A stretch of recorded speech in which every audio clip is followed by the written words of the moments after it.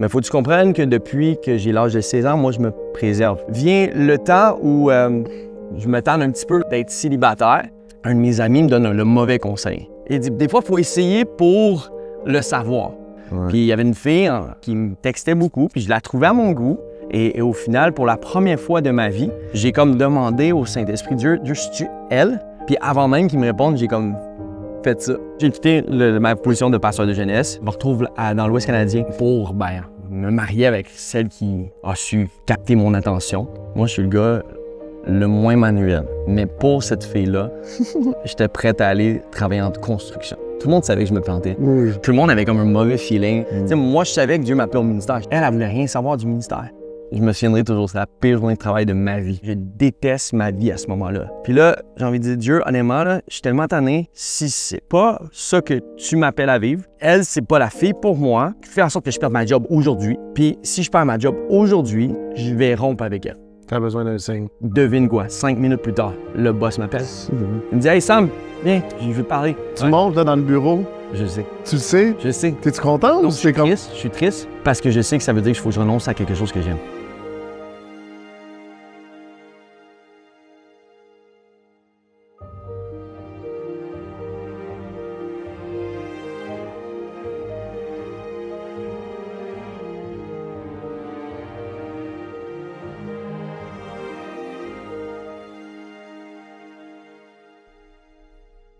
Tu veux-tu y aller?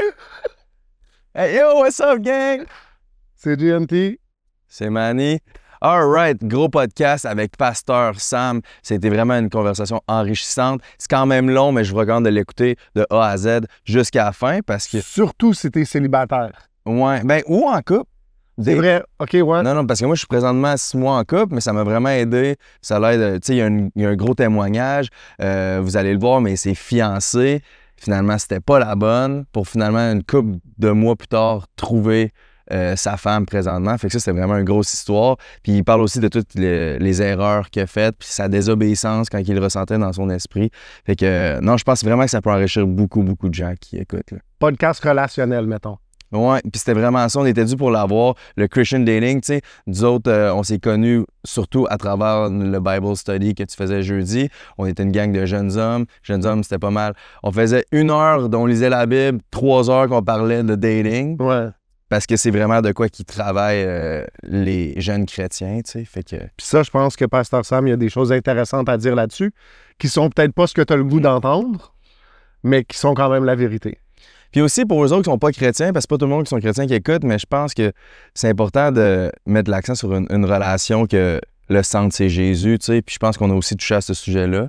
L'importance de mettre Jésus dans le centre de tout, puis pour bâtir le mariage le plus fort possible. Puis en tout cas, moi, j'ai été béni de cette conversation-là. Je sais que vous allez l'être aussi. On a des petits updates ici pour de vrai. Shout-out à Saverio de One Way Media qui est sur la caméra maintenant. Fait que on veut... le saluer, puis viens donc nous dire bonjour. Mais tant bon savent. Fait qu'on a Saverio, puis on va avoir son frère Julio. Fait qu'on a les deux. Ça implique que notre chum Léo est parti. Il travaille sur d'autres projets. Fait que Léo, on t'aime beaucoup. On apprécie tout le travail qu'il a fait avec nous. Puis il reste présent dans nos vies. On a hâte de voir ce que Dieu a. J'habite encore un dernier mois avec. Je déménage en juillet, mais il me reste Tu l'amènes pas avec toi? Hein? Ben, je t'ai rendu là. Je l'adore, mon petit Lélé, là, mais là, je pense que c'est ça. Je suis rendu au stade. D'aller vivre tout seul. Ouais. J'allais dire rendu au stade de plus habiter avec, mais oui. Ben, j'adore Léo. On t'aime, Lélé. Vraiment. Puis c'est pas mal ça. Abonnez-vous à Patreon si vous voulez nous encourager. On sort maintenant 2 épisodes par semaine. On fait ça pendant 6 semaines. Puis après ça, les épisodes vont commencer à sortir sur YouTube. Fait que tout le contenu va sortir d'avance sur Patreon maintenant. Ça va être le même contenu, mais c'est vraiment une façon facile pour nous que vous puissiez nous encourager. Puis vous l'avez sans publicité. Fait que quand vous le voyez sur Patreon, il n'y a pas de publicité YouTube. Vous sautez cette étape-là. Exact. Puis c'est vraiment, comme je viens de dire, c'est vraiment la meilleure façon de nous encourager. Fait que premier lien dans la description. Puis de nous garder indépendants. On est conscient qu'on parle de choses qui sont peut-être pas toujours populaires. Fait que clairement, on a fait un choix puis on n'a aucun problème avec ça, mais il y a des compagnies qui veulent pas nous encourager. Fait que ce qui fait qu'on apprécie encore plus les gens qui nous encouragent. mais vous avez un pouvoir là-dessus, fait qu'on vous demande d'aller vous abonner. 100%, tu sais, le podcast s'appelle Pour de vrai. Fait qu'on on va toujours rester le plus vrai possible. Puis grâce à votre support, on peut continuer à être vrai. Ça coûte moins cher qu'un trio Big Mac. C'est vrai. Bon, on s'en va voir Victor avec agencybuilder.ca, puis après ça, on part le podcast. Bon podcast. Va t'asseoir là. Pourquoi? Va t'asseoir là. Pourquoi? Mon anglais est même pas ouvert. Voilà. C'est même pas la même angle. Voilà. Transition. C'est complètement... On est avec mon ancien partner, Victor Saint-Jacques de Agency Builder. On était ensemble, on faisait Trompette Média. Yes. Je t'ai vendu mes parts il y a 1 an, presque jour pour jour. Juste avant que tu startes le podcast, en fait, je pense. Non, un petit peu avant, mais c'est un bon essai pareil.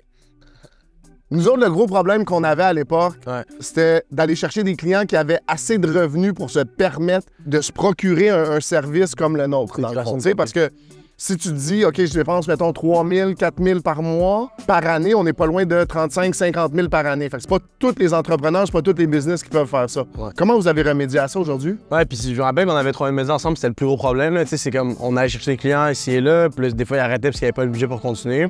Fait que comment on a remédié à ça avec agencybuilder.ca, en fait, c'est que nous, on a commencé de. Avant, on faisait juste le contenu quand on était ensemble, maintenant on fait le contenu plus le lead generation. Fait qu'on roule les publicités aussi. Explique le lead generation. Ouais. Puis dans le fond, ce qu'on fait, c'est que, mettons, tu publies une vidéo organique, mettons un clip du podcast, ça coûte rien. Tu publies sur Instagram, les vues que tu as, c'est si ton contenu est bon.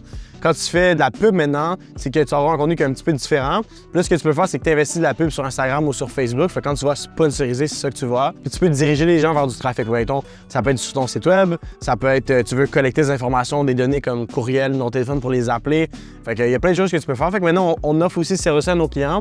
Ça, ce que ça nous a permis de faire, c'est le fameux retour sur investissement qui est difficile à calculer des fois avec du contenu organique, qu'on avait la difficulté avant à garder des clients sur le long terme.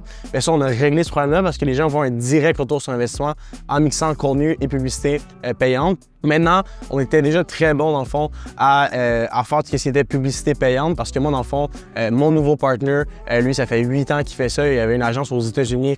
Fait qu'il a beaucoup d'expérience. Il a géré pour plus que 30 millions de budget publicitaire dans sa carrière. Fait qu'est-ce qu'on a commencé à faire, dans le fond, c'est qu'on s'est dit, pourquoi on fait pas juste, on fait du lead gen pour nous-mêmes. On a commencé à rouler des pubs pour Trompette Média, notre agence. Ça allait extrêmement bien. Il fallait même presque arrêter les pubs parce qu'on avait trop de clients. Donc, on s'est dit, OK, good, you know what, on va juste laisser les pubs rouler. Puis on va commencer à offrir ce même service-là à nos étudiants d'Agency Builder. Fait que maintenant, quelqu'un qui rentre avec Agency Builder, le plus gros problème que tout le monde a, justement, comme tu dis, c'est l'acquisition client. Parce que si t'as pas de nom, pas de contact, pas d'expérience ou de preuve de résultat que t'as amené à quelqu'un d'autre, c'est très difficile d'aller chercher du monde qui vont investir avec toi parce que les gens ne veulent pas investir du 50-60 000 par année si t'as pas d'expérience. Fait que comment on a remédié à ce problème-là, c'est que maintenant, on fait le lead generation pour nos clients chez agencybuilder.ca. Fait que si je comprends bien, tu m'apprends comment créer une agence, puis tu me donnes des clients. Exact. Fait que même si en ce moment, quelqu'un est déjà monteur, vidéaste, photographe, puis il aimerait ça comme scaler, bien nous, on fait le système de lead generation, dans le fond, fait qu'on leur envoie des clients littéralement. Fait que si tu sais pas faire du montage, tu peux encore apprendre le montage, mais si tu sais déjà faire le montage, tu veux juste plus de avoir des clients. Bien, nous, on peut t'aider justement avec les systèmes d'acquisition client qu'on a mis en place. Et nous, on prend les mêmes systèmes d'acquisition client qu'on a qui sont déjà très bons de Trompette Média. En ce moment, on a trop de clients, on n'est pas capable de tous les gérer puis de tous les opérer. Fait que nous, on redonne une partie de ces clients-là à nos étudiants. Fait qu'on règle le plus gros problème de l'industrie qui est l'acquisition client. C'est quand même cool. Fait que si tu as le goût d'investir dans ta business puis que tu as le goût d'aller plus grand, tu contactes Vic, il va t'organiser ça. agencybuilder.ca. Retourne au podcast. Ciao!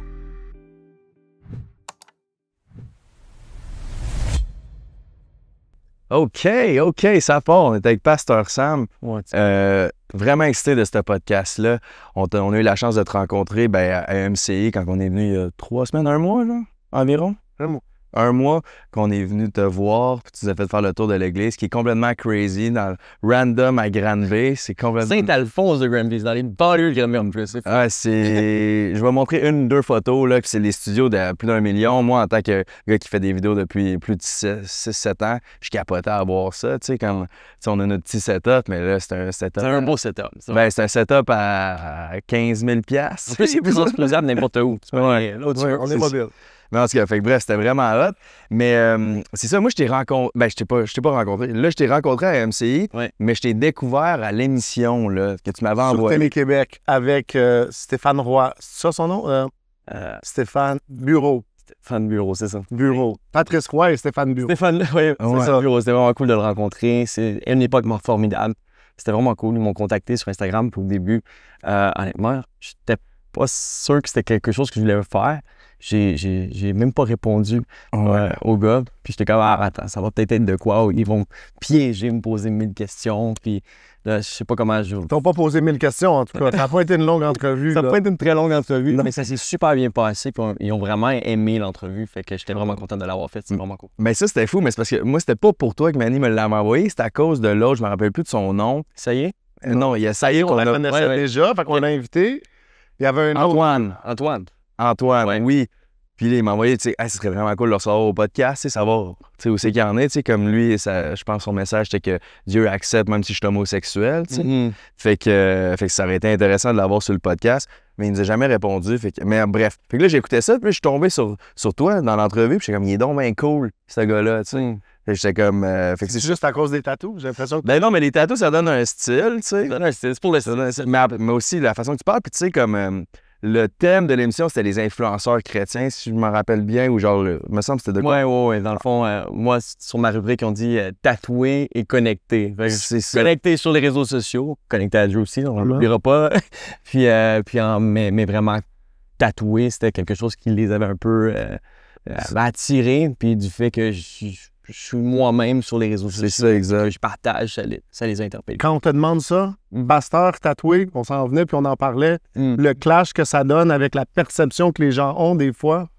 Je pense que les gens ont une image de à quoi un pasteur ressemble. Et pour le coup, moi je suis pas tatoué ou j'ai pas ce style-là pour faire genre ou pour attirer. C'est pas quelque chose que je me suis fait pour me dire « Hey, je suis un pasteur, puis je vais être cool. » Puis j'ai toujours été un gars hyper créatif. Genre, tu parlais de MC tout à l'heure. Moi, MC, ben, je suis consultant créatif. Je travaille sur la conception d'émissions et j'ai étudié en production de télévision tout en étudiant à l'école biblique, en théologie. Donc, pour moi, c'est juste comme, c'est qui je suis. Puis Dieu m'aime tel que je suis, mais il veut m'utiliser dans mes dons et même dans ma créativité pour impacter le plus de monde. Puis vraiment, mon but, ça a toujours été d'être juste moi-même, mais me laisser sanctifier, bien sûr, par le Saint-Esprit. Amen. Dieu regarde au cœur, puisqu'on est Exact. de l'apparence, fait qu'on pourra en parler, mais ma fin de la journée, mon but, c'est juste d'être utilisé par Dieu dans ma personnalité avec les dons que Dieu m'a donnés. C'est de quoi que les gens te reprochent? C'est un pasteur, mais il est tatoué? Certains pourraient me... Je pense que du monde pense que c'est un péché, right? Il y en a qui pensent que c'est un péché. Tu réponds quoi? Moi, je réponds à quoi? Dieu regarde au cœur. Déjà en partant, quand on regarde ce qui est écrit dans la Bible, dans Lévitique 19, c'est super intéressant. Ça parle de ne pas se faire d'incision dans la peau, de ne pas se faire Exact. tatouer. Mais si on regarde le verset précisément, ça dit de ne pas se faire tatouer pour les morts. Fait qu'il y a un contexte déjà. Puis Dieu, il adresse ce sujet-là il y a 3 types de lois. Dans Lévitique, il y a la loi cérémoniale, la loi civile et la loi morale.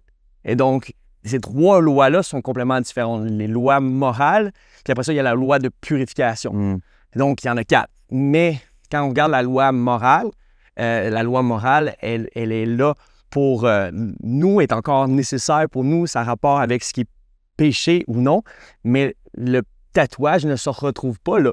Il se retrouve dans la loi civile, qui était par rapport à séparer le peuple d'Israël des autres nations.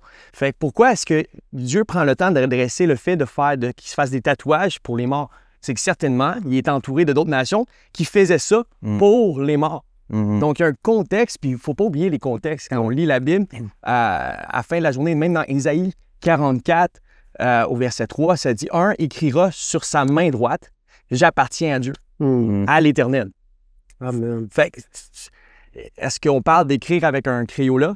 Moi, je pense pas. Il y a quand même un contexte où, à la fin de la journée, si on est pour prendre la loi morale, la loi civile et la loi cérémoniale à cœur, il faut lire tous les autres versets qui sont alentour. Puis juste avant que ça parle des tatouages, parce que tu te dis « Ouais, mais ça ne veut pas nécessairement juste dire pour les morts. » Ouais, mais le verset d'avant, ça dit « Pas se tailler la barbe ni les cheveux. » Qui est chrétien aujourd'hui, qui va à l'église, qui n'a jamais eu une coupe de cheveux? Qui ne s'est pas taillé la barbe? Ouais. Bon, ben arrête d'aller chez le barber.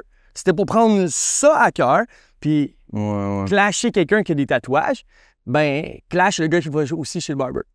Parce que ça veut dire que tu prends cette loi-là comme du cash Ouais. qui était par rapport à un contexte dans cette histoire-là pour le peuple juif par rapport à ce qu'il vivait à ce moment-là. Mm. Donc, il ne faut pas oublier que la Bible est pour nous, mais pas écrite à nous. Exact. Donc, Amen. et ça c'est quand même important. Dieu parle à son peuple, puis c'est pour notre édification et pour notre croissance, bien sûr. Fait que si quelqu'un a des tatous, peut venir à l'église, Absolument. peut accepter le Seigneur, Absolument. va aller au paradis. Absolument.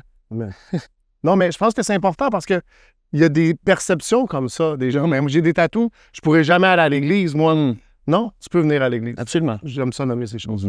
Ça, tu reviens à la posture du cœur aussi. Là. Tu sais, si tu te fais tatouer pour flasher, c'est comme, je le vois un peu comme les bijoux. Si tu aimes ça porter des bijoux, tant mieux. Mais si tu portes des bijoux pour que tout le monde te regarde. C'est ça la modestie, hein. Au fond, c'est de. Tu sais, quand que Paul adresse la modestie, il est en train d'adresser la posture du cœur. Est-ce que tu fais les choses pour flasher puis pour avoir l'attention? Est-ce que tu vas à l'église avec tes bijoux pour, en quelque sorte, faire un concours de qui est le mieux habillé? Puis là, il s'adresse aux femmes, mais on peut autant l'adresser aux hommes. C'est pas parce que c'est écrit comme ça qu'on ne peut pas l'appliquer, mais Dieu regarde évidemment, bien évidemment au cœur. Et ça, c'est important. Fait quoi? Fait que là, on voulait comme commencer avec ton témoignage. Ouais. Qu'est-ce qui t'a amené à être pasteur? On sait que tu es allé aux États-Unis. Ouais. Fait que c'est ça. Fait que veux-tu nous faire un rundown de comment que tu t'es rendu aujourd'hui? Moi, je commencerai avec ton père, parce que moi, ça me tient à cœur. Il a fait du ministère de prison. Absolument. Ça, c'est tout récent en passant. OK. C'est tout récent que mon père fait du ministère en prison. Je trouve ça vraiment, vraiment cool. Parce que des fois, tu sais, mon père, c'est un rocker. Pour vrai, faudrait que tu l'invites un moment donné. Il y a tellement des bonnes histoires. Il est trippant. Je connais son numéro de téléphone. Mais mon père est cool. Mon père, dans les années 80, c'était une rockstar québécoise. Il faisait des bars un peu partout. Et son band commençait à être super connu.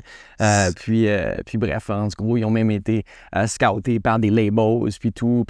Mais les gars, dans son band, avaient des problèmes de drogue. Puis ça a tout comme gâché le band. Puis lui, il était chrétien. Puis même, tu sais, des fois, une porte qui se ferme, c'est une bonne chose. Ouais. Toutes ces portes de rêve se sont fermées devant ses yeux parce que le gars, son guitariste, au gros concert, il était rendu sur l'LSD puis il a fait n'importe quoi. Fait que pour le coup, ils ont comme mis le band de côté, ils l'ont scrappé. Puis ça, c'était comme la folie. À ce moment-là, est-ce que c'est ça qui l'a amené au Seigneur? Ben, au final, cette situation, non, pour elle, lui, il se déclarait un band prophétique des ténèbres. Mon père, dans le temps, non, pour vrai, il était en fond dans l'occultisme. Je vais l'avoir dans l'invité, finalement. Il était dans l'occultisme, il faisait des séances avant les concerts pour que les gens reçoivent des démons. Tu sais, tout comme nous, on peut intercéder avant un concert ou avant de quoi de chrétien. Lui, il priait, mais avec son band. Puis à un moment donné, il te le raconterait, mais il y a même un gars qui s'était mis à léviter. Puis là, quand il y a un des gars qui s'est mis à léviter, il a dit « On touche plus jamais à ça, les gars, là, ça devient trop deep. Ouais. » Puis, fait que, ouais, ça, c'est mon père. Fait que t'as grandi dans cet environnement. Mais non, moi, ça, c'était bien avant tout ce show-là. Ouais. Ben, c'est drôle que tu mentionnes ça, parce que ça fait 2 épisodes que j'arrête pas d'en parler, que je veux un ex-sataniste, puis que... Il était pas ça. mais il a touché à des trucs, puis des fois, on s'en rend pas compte, on ouvre des portes, puis ces choses-là, il a fallu qu'il vive des délivrances, des choses, il est venu à Christ. Je peux pas te dire exactement l'année, mais en gros, mon père est devenu fou amoureux de Jésus, parce que tout comme il avait expérimenté des choses dans le monde, ben, il a commencé à expérimenter des choses avec le Seigneur. Puis il était invité à l'église, il niaisait l'église avant, puis là, tout à coup, à un moment donné, ben, son cœur était prêt. T'sais, la semence était là, puis il s'est approché de Dieu, puis Dieu s'est approché de lui, puis il a donné sa vie au Seigneur au Québec, à Jeunesse en mission, à Donham. OK. Ouais, puis il y avait comme un événement. En tout cas, il pourrait peut-être me reprendre. C'est pas exactement ça qui s'est passé, mais c'est à peu près ça.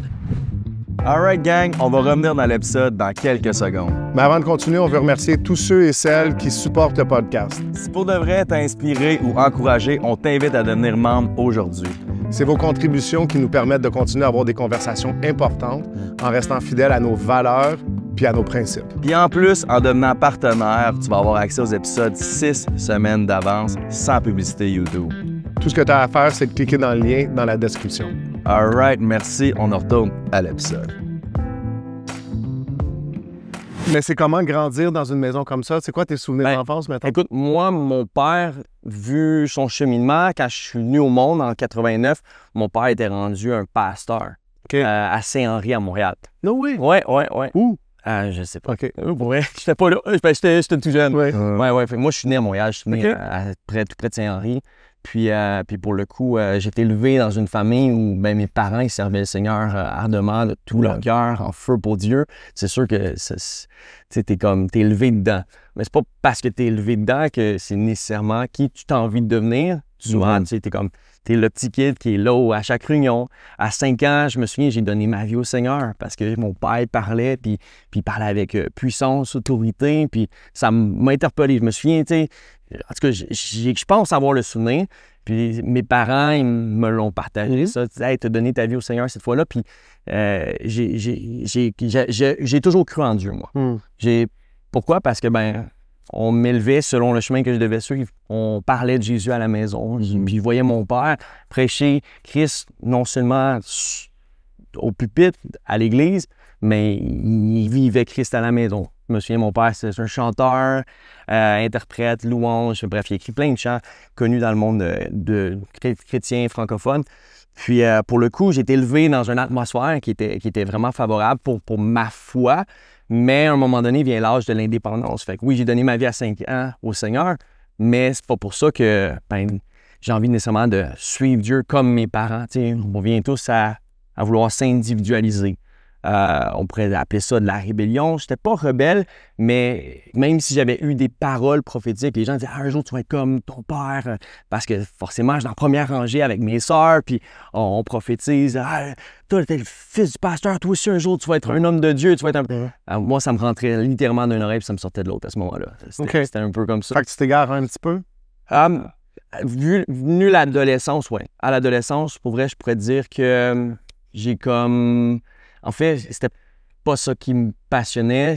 À un moment donné, t'as ta chair qui veut prendre le dessus. Puis moi, ce qui était charnel chez moi, c'était l'attention des filles. Et honnêtement, je voulais être populaire. Je voulais être quelqu'un. Je voulais faire de l'argent.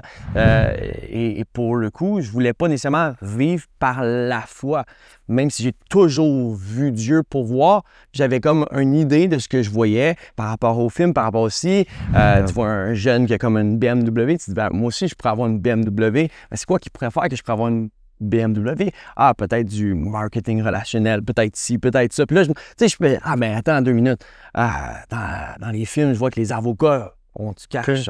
Mais pour vrai, moi, je serais pas un bon avocat. je suis capable, oui, de communiquer, je suis capable d'utiliser ma bouche, mais pas, j'aime pas les études, j'aurais pas pu faire. Utiliser les lois, là. Non, sois passionné. Mais je me souviens, à l'âge de 15 ans, je me disais, moi, un jour, je vais être avocat. Puis je disais ça juste pour impressionner les filles. C'est quand même, moi, je vais être un avocat. Ça marchait-tu? Ça marchait. OK. Ça marchait quand même. Sans tatou en plus, non, c'est pas vrai. Non, c'est ça. Fait que mes vices, c'était un peu ça. C'était les filles et l'attention. Mais l'attention. C'est quand même intéressant que les trois que tu as mentionnés, tu veux être populaire, tu veux de l'argent, puis tu veux les filles. C'est les 3 tentations, tu sais, que l'ennemi utilise qui t'a égaré de la foi, justement. Fait que tu as été combien de temps? Genre, pas longtemps. Okay. Par la grâce de Dieu. Pour elle, je peux rendre gloire à Dieu pour ma mère. J'ai une mère qui priait pour moi. Ça, je le sais. Elle priait tellement pour moi qu'elle m'énervait, genre. Tu sais, mais quand je dis ça, c'est que je me souviens, tu sais, tu commences à faire le party, à faire le fou. Puis moi, je suis un gars qui est intense. Fait que tout ce que je fais, je le fais passionnément. Je le fais pour de l'attention. C'était dans l'air jackass. Moi, je faisais tout là pour, ça va faire rire les filles, ça va faire rire mes chums, ils vont me trouver cool. C'est toujours moi qui poussais. J'étais le fils du pasteur, mais je poussais mes amis à pécher. Genre, plus que j'étais le pire. Tout ça dans le dos de mes parents. Ouais. Est-ce qu'il y avait des conséquences dans l'église, mettons, ou si les gens... pas. Mon père, lui, c'était un évangéliste, fait qu'on voyageait quand même un peu, beaucoup. Mais mes parents savaient pas, parce que j'étais quand même bon à les cacher. Genre, c'était vraiment une double vie que j'ai vivais. Puis là, est-ce que tu sentais comme un traitement préférentiel de la part des autres? Moi, des fois, je me pose cette question-là. Je regarde à notre église, puis je regarde les enfants, puis ils sont traités un peu différemment. Tes parents sont dans le ministère. Absolument. Moi, je te cacherai pas. Je rentrais à l'église, en quelque sorte, surtout quand tu es comme le fils de l'évangéliste. Je pense que c'est même des fois pire que le fils du pasteur. Je vais t'expliquer pourquoi. Parce que tu arrives dans une église où tu es l'invité. L'invité, il est honoré, genre, du début jusqu'à la fin. On le traite comme un king dans nos milieux de pointe. Et toujours dans la green room avec tout le monde. Puis, tu sais, je me souviens, c'est comme je pouvais avoir les bouteilles de Perrier que les autres enfants ne peuvent pas avoir. Tu sais, en gros, je fais. La green room, c'est Ben, tu sais, la loge, la pièce de prière ou le bureau du pasteur. T'as jamais été dans un green room? ben, T'appelais pas? Ok. le backstage, là, j'appelais ça. Ouais. Fait que j'avais comme toujours. En fait, comme mon père était toujours honoré, ben moi, je vivais le même type d'honneur. Ça veut dire que, pour vrai, je me sentais toujours comme.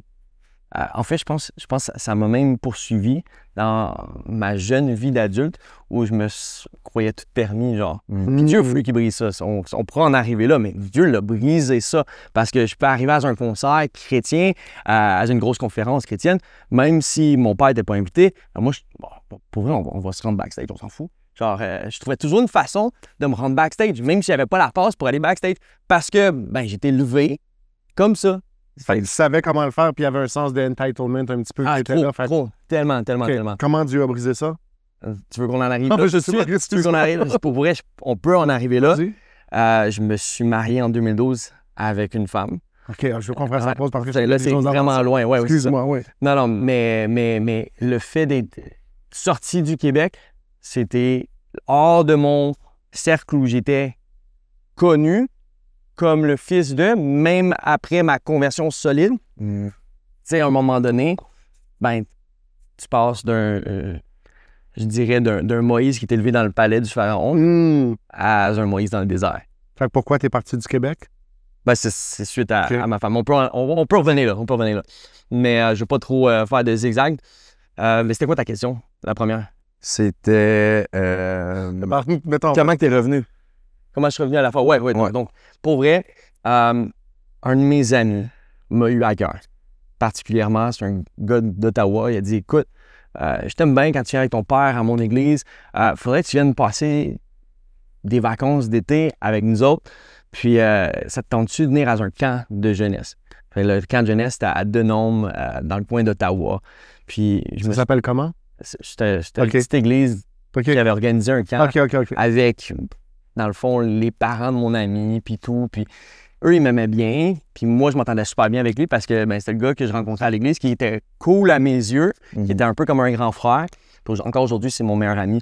Shout out to Eric. Puis, mais il faisait du snowboard, fait que je le trouvais cool. Puis il était un peu dans les sports extrêmes comme moi, puis tout ce que je faisais. Fait qu'au fin fond, il m'a invité à aller à la retraite. Puis je me souviens, j'ai vécu une expérience avec Dieu pour la première fois.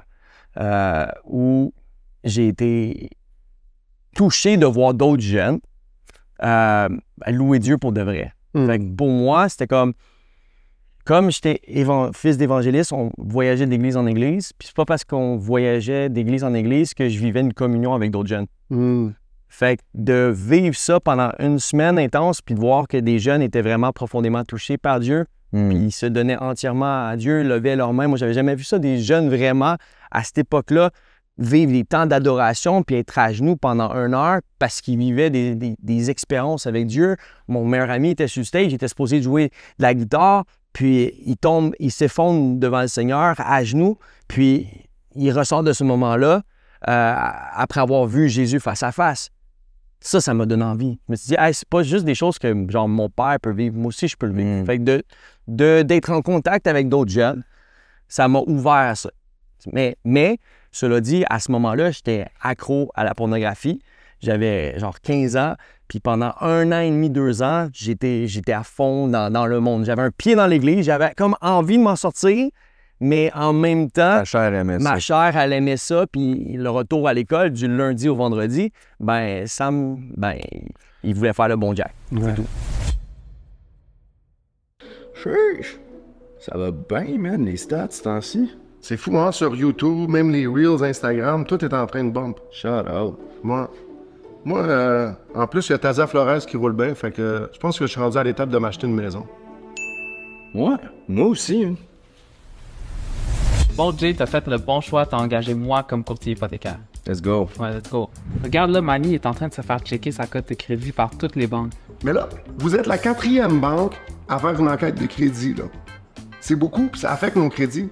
Puis moi, là-dedans. Ben nous, on est good, une seule fois. Là, Manny, check là, il est en train de préparer ses documents, puis il doit faire 4 photocopies pour les envoyer une à chaque banque. Ça a l'air long, ça. Oui, j'ai-tu besoin de faire ça? Non? Tu me les as déjà envoyés. On est good. Nico, tiens. Ah, puis là, regarde, Manny, il est en train d'essayer de se prendre un rendez-vous avec une banque. Puis s'il est chanceux, il va avoir ça dans juste une semaine. C'est crazy. Puis nous autres, on fait quoi maintenant, là? Ben, toi, t'es prêt à prouver? On s'en va visiter? Ben, let's go! Ouais, let's go.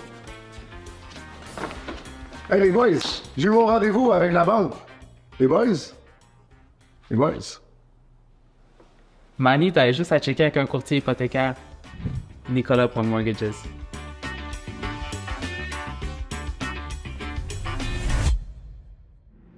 Fait que j'ai vécu comme ça pendant quelques années, en double vie.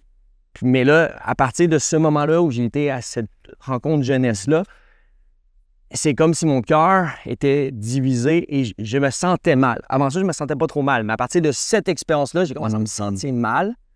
Et donc, à toutes les fois que je m'approchais de Dieu, c'était pour lui demander pardon. Fait que tout le long du worship, moi, je n'étais pas en train de louer Dieu, j'étais en train de me sentir mal, sachant que le lundi, j'étais pour commencer à faire ce que je faisais. Qu'est-ce que tu dirais à quelqu'un qui est dans cette situation-là aujourd'hui? Je dirais que ça vaut la peine de s'approcher. Mais pour de vrai, là, tu sais, ça vaut la peine de juste fermer sa porte de chambre puis dire, Dieu, honnêtement, viens me visiter.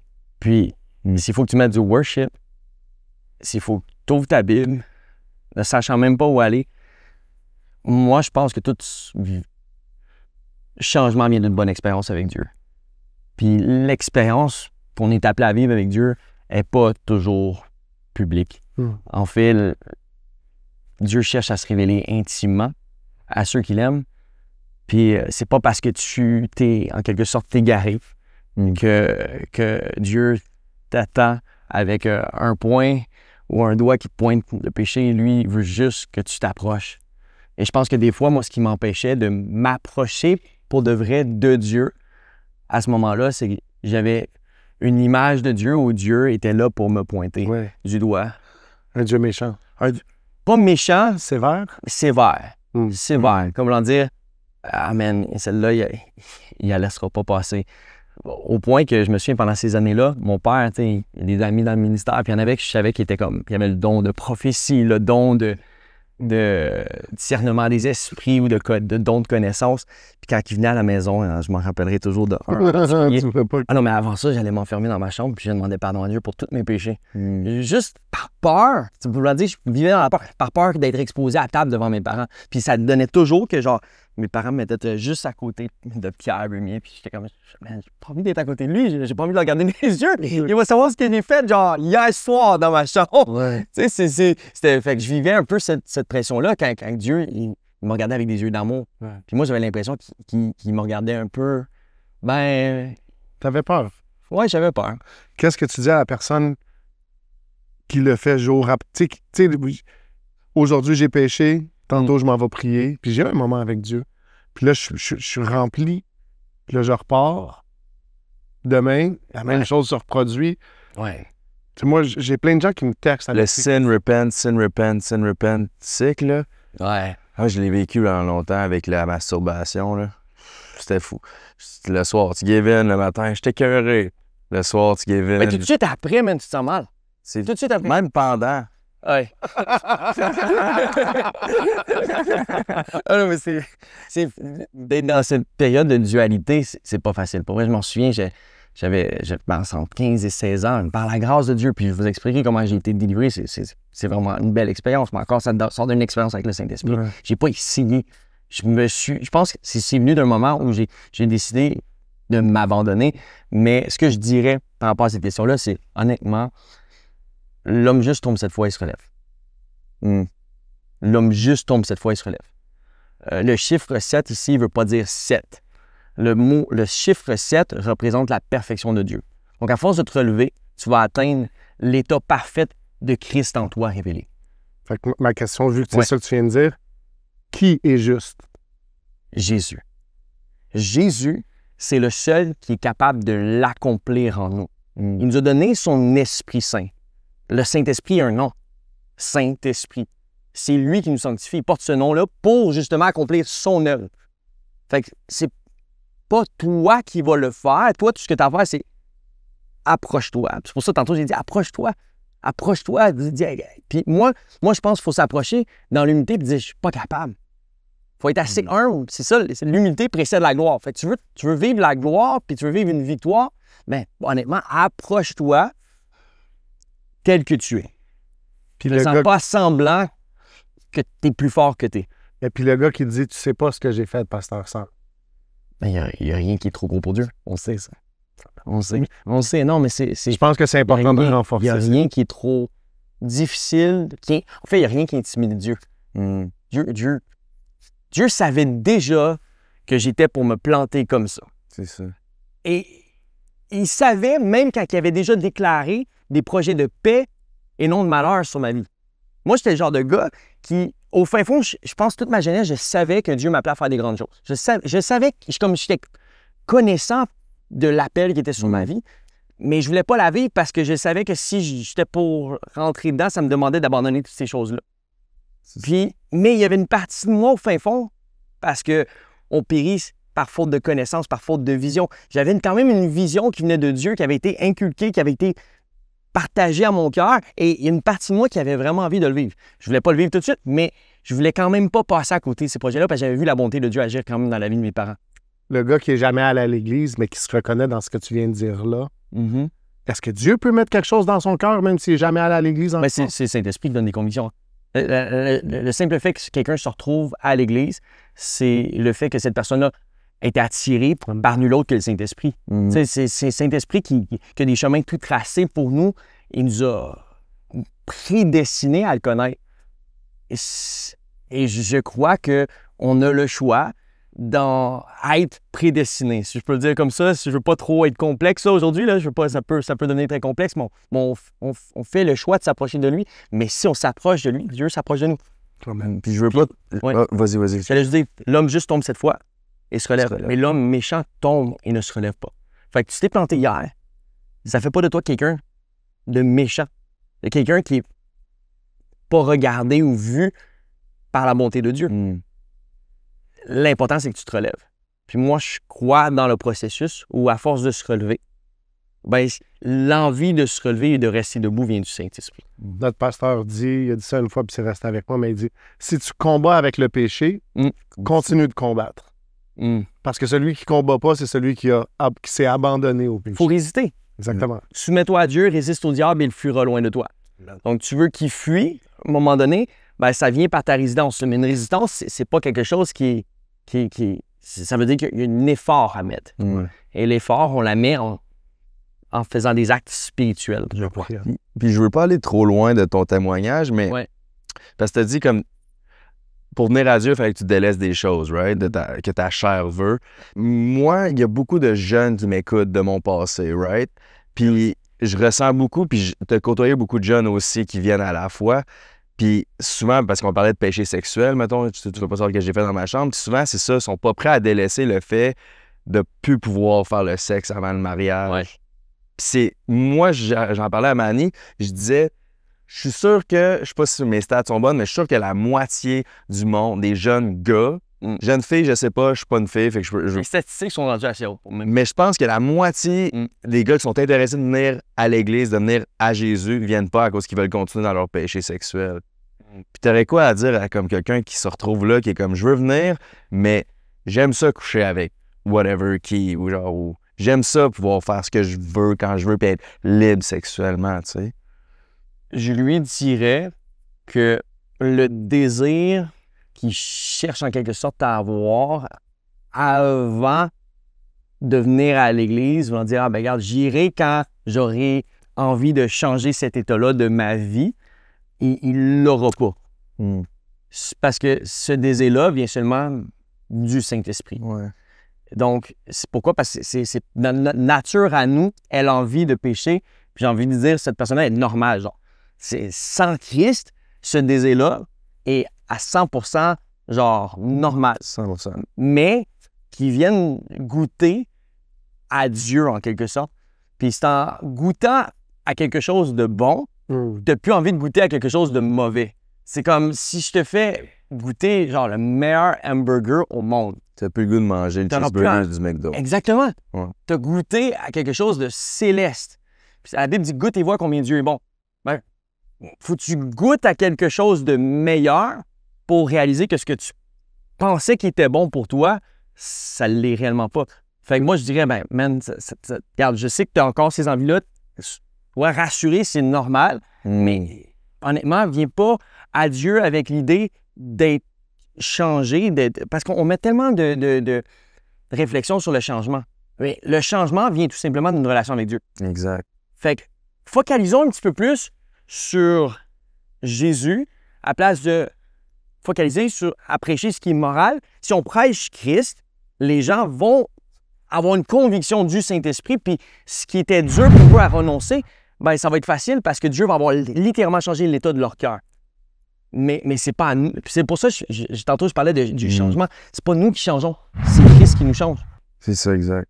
Moi, je vais donner quelque chose. Quelqu'un m'a dit ça une fois, puis il m'a dit la grâce de Dieu, parce que comme moi, j'avais le même combat avec la pornographie, puis la masturbation, puis je disais, OK, je veux, mais je suis pas capable, tu sais. Puis je lisais Paul, puis Paul parle de la grâce, puis il y a la grâce pour tout faire. Puis là, je disais, quand est-ce que je vais l'avoir, cette grâce-là? Puis il m'avait dit, la grâce commence avec la conviction du Saint-Esprit. Tu sais que ce que tu fais, c'est mal. Ça, c'est la grâce de Dieu. Parce que si tu n'avais aucune corrélation ou connexion à Dieu, tu ne le saurais pas.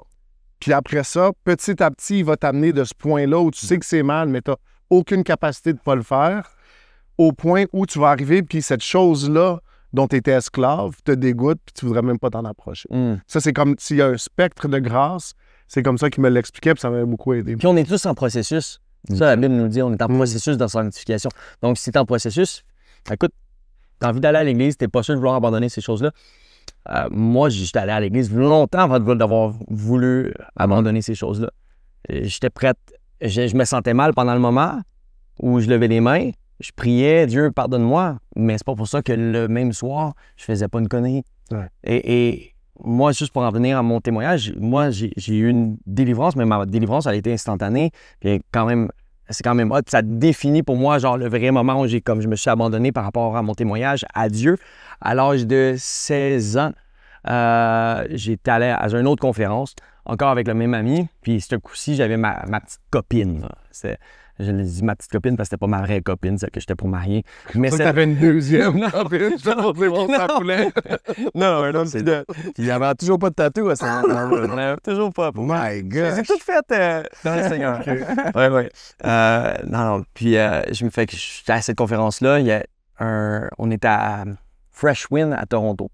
Je sais pas si tu connais TACF, l'église TACF, Non. Catch the Fire à Toronto. Une grosse église où il y a eu un renouveau spirituel en 1994. OK. Puis il y avait, je crois, je ne veux pas me tromper, plus de 2000 jeunes à la conférence. Puis il y avait le band Delirious. Delirious, c'était le band du temps. OK. C'est eux qui ont, en fait, le son de Hillsong, qui est devenu éventuellement le son Bethel, le son qu'on connaît dans le worship, ça vient techniquement de Delirious. Ah, C'est ouais, eux qui ont copié en quelque sorte YouTube. Ils ont amené les sons de guitare, puis ça a été des précurseurs dans le monde de la louange. Fait que eux, ils étaient à cette conférence-là, puis il y a des tunes qui sont des chansons d'abandon. Là, d'ailleurs, la tune Obsession, je sais pas si tu connais la tune Obsession, Carrie Job l'aurait fait derrière moi. What can I do with my obsession? With the things I cannot see. Bref, non, je sais pas. Continue à chanter. I'm here for it, Edwin. And my heart burns for you. Tu connais cette tune? Non. And my heart burns for you. Ah bref, c'est une très bonne. On met le lien ici. Ouais, elle a été refaite dernièrement dans les dernières années. Puis, mais c'était des chants d'abandon. Puis moi, le Saint-Esprit, man, il m'attire. C'est comme, c'est en fait tout le long de ce week-end-là, ben honnêtement, déjà, je me branle pas. J'ai envie, là, je suis comme à fond, là, je suis comme, pour vrai, là, ça, c'est le week-end où Dieu, là, je sens que tu vas me délivrer, tu vas faire quelque chose dans ma vie. Mon amour pour lui a grandi. Genre, pour de vrai. C'est comme si là, je suis devenu fou amoureux de Jésus. J'ai commencé à sentir une passion pour lui. Tout au long du week-end, il y avait des messages qui venaient me fortifier, m'encourager. Le worship était fou. Puis, c'est la première fois, à la place de me repentir, je chantais des chants dans le but de me dire, non, pour vrai, je m'abandonne. Puis, à la fin de la conférence, la dernière soirée, il y a un pasteur, Cletus, des États-Unis. Lui, il était tatoué. Lui, il en avait à fond. Pour vrai, il m'avait full inspiré. J'ai trouvé... Parce que moi, dans ce temps-là, j'avais la coupe emo. J'avais... Oh, ouais. Non, T'as déjà eu ça? non, moi, non. Mais lui, il a eu une petite phase. Tu as une phase emo? Mais j'ai pas le look physique tant Ah, que ça, plus la façon que j'étais. Ok, fait que c'est Ok, moi, c'était le look. la coupe IMO, c'est Moi, j'avais comme- la c'est petite comme- swipe. Oh my gosh, non, je suis... Ouais.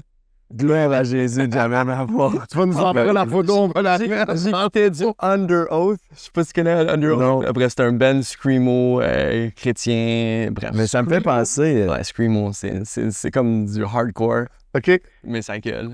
OK. Ça gueule. Ça me fait penser, juste une mini parenthèse, là, c'est un pasteur, Keenan Clark, il est populaire sur les réseaux sociaux. Ouais, je connais. Puis il est tatoué, lui. Ouais. Mais lui, il s'est jamais égaré de la foi, là. Ouais. Jamais. Puis il a dit, moi, la seule raison que j'ai des tatous, c'est pour avoir l'air d'avoir un passé. Parce qu'il revenait pas. C'est ça qu'il a dit pour le moment. Écoute, c'est drôle. Fait que moi, je vois ce gars-là, il m'inspire à fond, puis, mais c'est pas tant ce qui dégage dans le naturel. C'est ce qui dégage dans le monde spirituel. Mm. Et c'est un gars qui parle avec autorité, puis il prêche. C'est un vrai preacher. Puis j'ai reconnecté avec lui l'autre jour sur Instagram. Je l'ai remercié pour sa preach ce soir-là, parce que ce soir-là, il a fini sa preach. Puis il venait d'énumérer genre tous les pires péchés que tu peux faire en tant qu'un jeune homme. Là. Et là, tu te dis, ah ben là, il parle à moi. Ouais. Fait que il parle de drogue, de sexe, de masturbation, de porno, d'homosexualité, de tout ce il parle de tout, man. Il dit, si tu luttes avec ci, tu luttes avec ça, Dieu t'aime, c'est le temps que tu abandonnes ça. Je me souviens même plus comment il l'a dit. Moi, je sais juste que tout le long qu'il parlait, mon cœur était en pulsion et je savais que fallait que je m'avance. Mm. Mais, faut que tu saches de quoi? J'ai ma copine, qui est une fille de pasteur, que j'ai envie d'impressionner, puis j'ai pas envie qu'elle connaisse ma vie. Elle est juste à côté de moi. Puis sa mère, comme c'est la dernière session, elle est venue aussi. Puis moi, bien sûr, j'ai envie d'impressionner la mère de la fille que j'ai envie de marier, parce que j'ai envie de me marier un jour. Puis elle est belle, puis écoute, elle dit que je suis pas pire, fait qu'autant vraiment les impressionner. Puis là, il fait un appel, il dit, si tu luttes avec ça, il les énumère tout d'un coup. Là, ils vont penser que Je les ai j'ai dit toutes.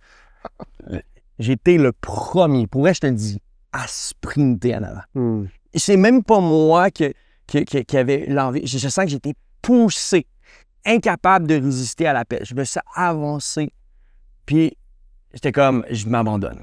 J'en ai rien à faire du regard des autres. Là, aujourd'hui, je dois être libre. Et comme de fait, il y a quelqu'un dans... C'est même pas le pasteur qui, lui, il prêchait, puis il criait fort, je me souviens. J'entendais sa voix, et puis il appelait encore d'autres monde. Puis là, tout à coup, il y avait genre 500 jeunes qui se sont avancés. Puis moi j'étais là en avant, puis il y a un gars de l'équipe de ministère qui s'est approché de moi. Puis il a dit, écoute, depuis le début de la conférence, je vois que Dieu a un appel sur ta vie. Puis il dit, mais je ressens que Dieu veut te faire un câlin. Dieu veut... Et là, je suis comme...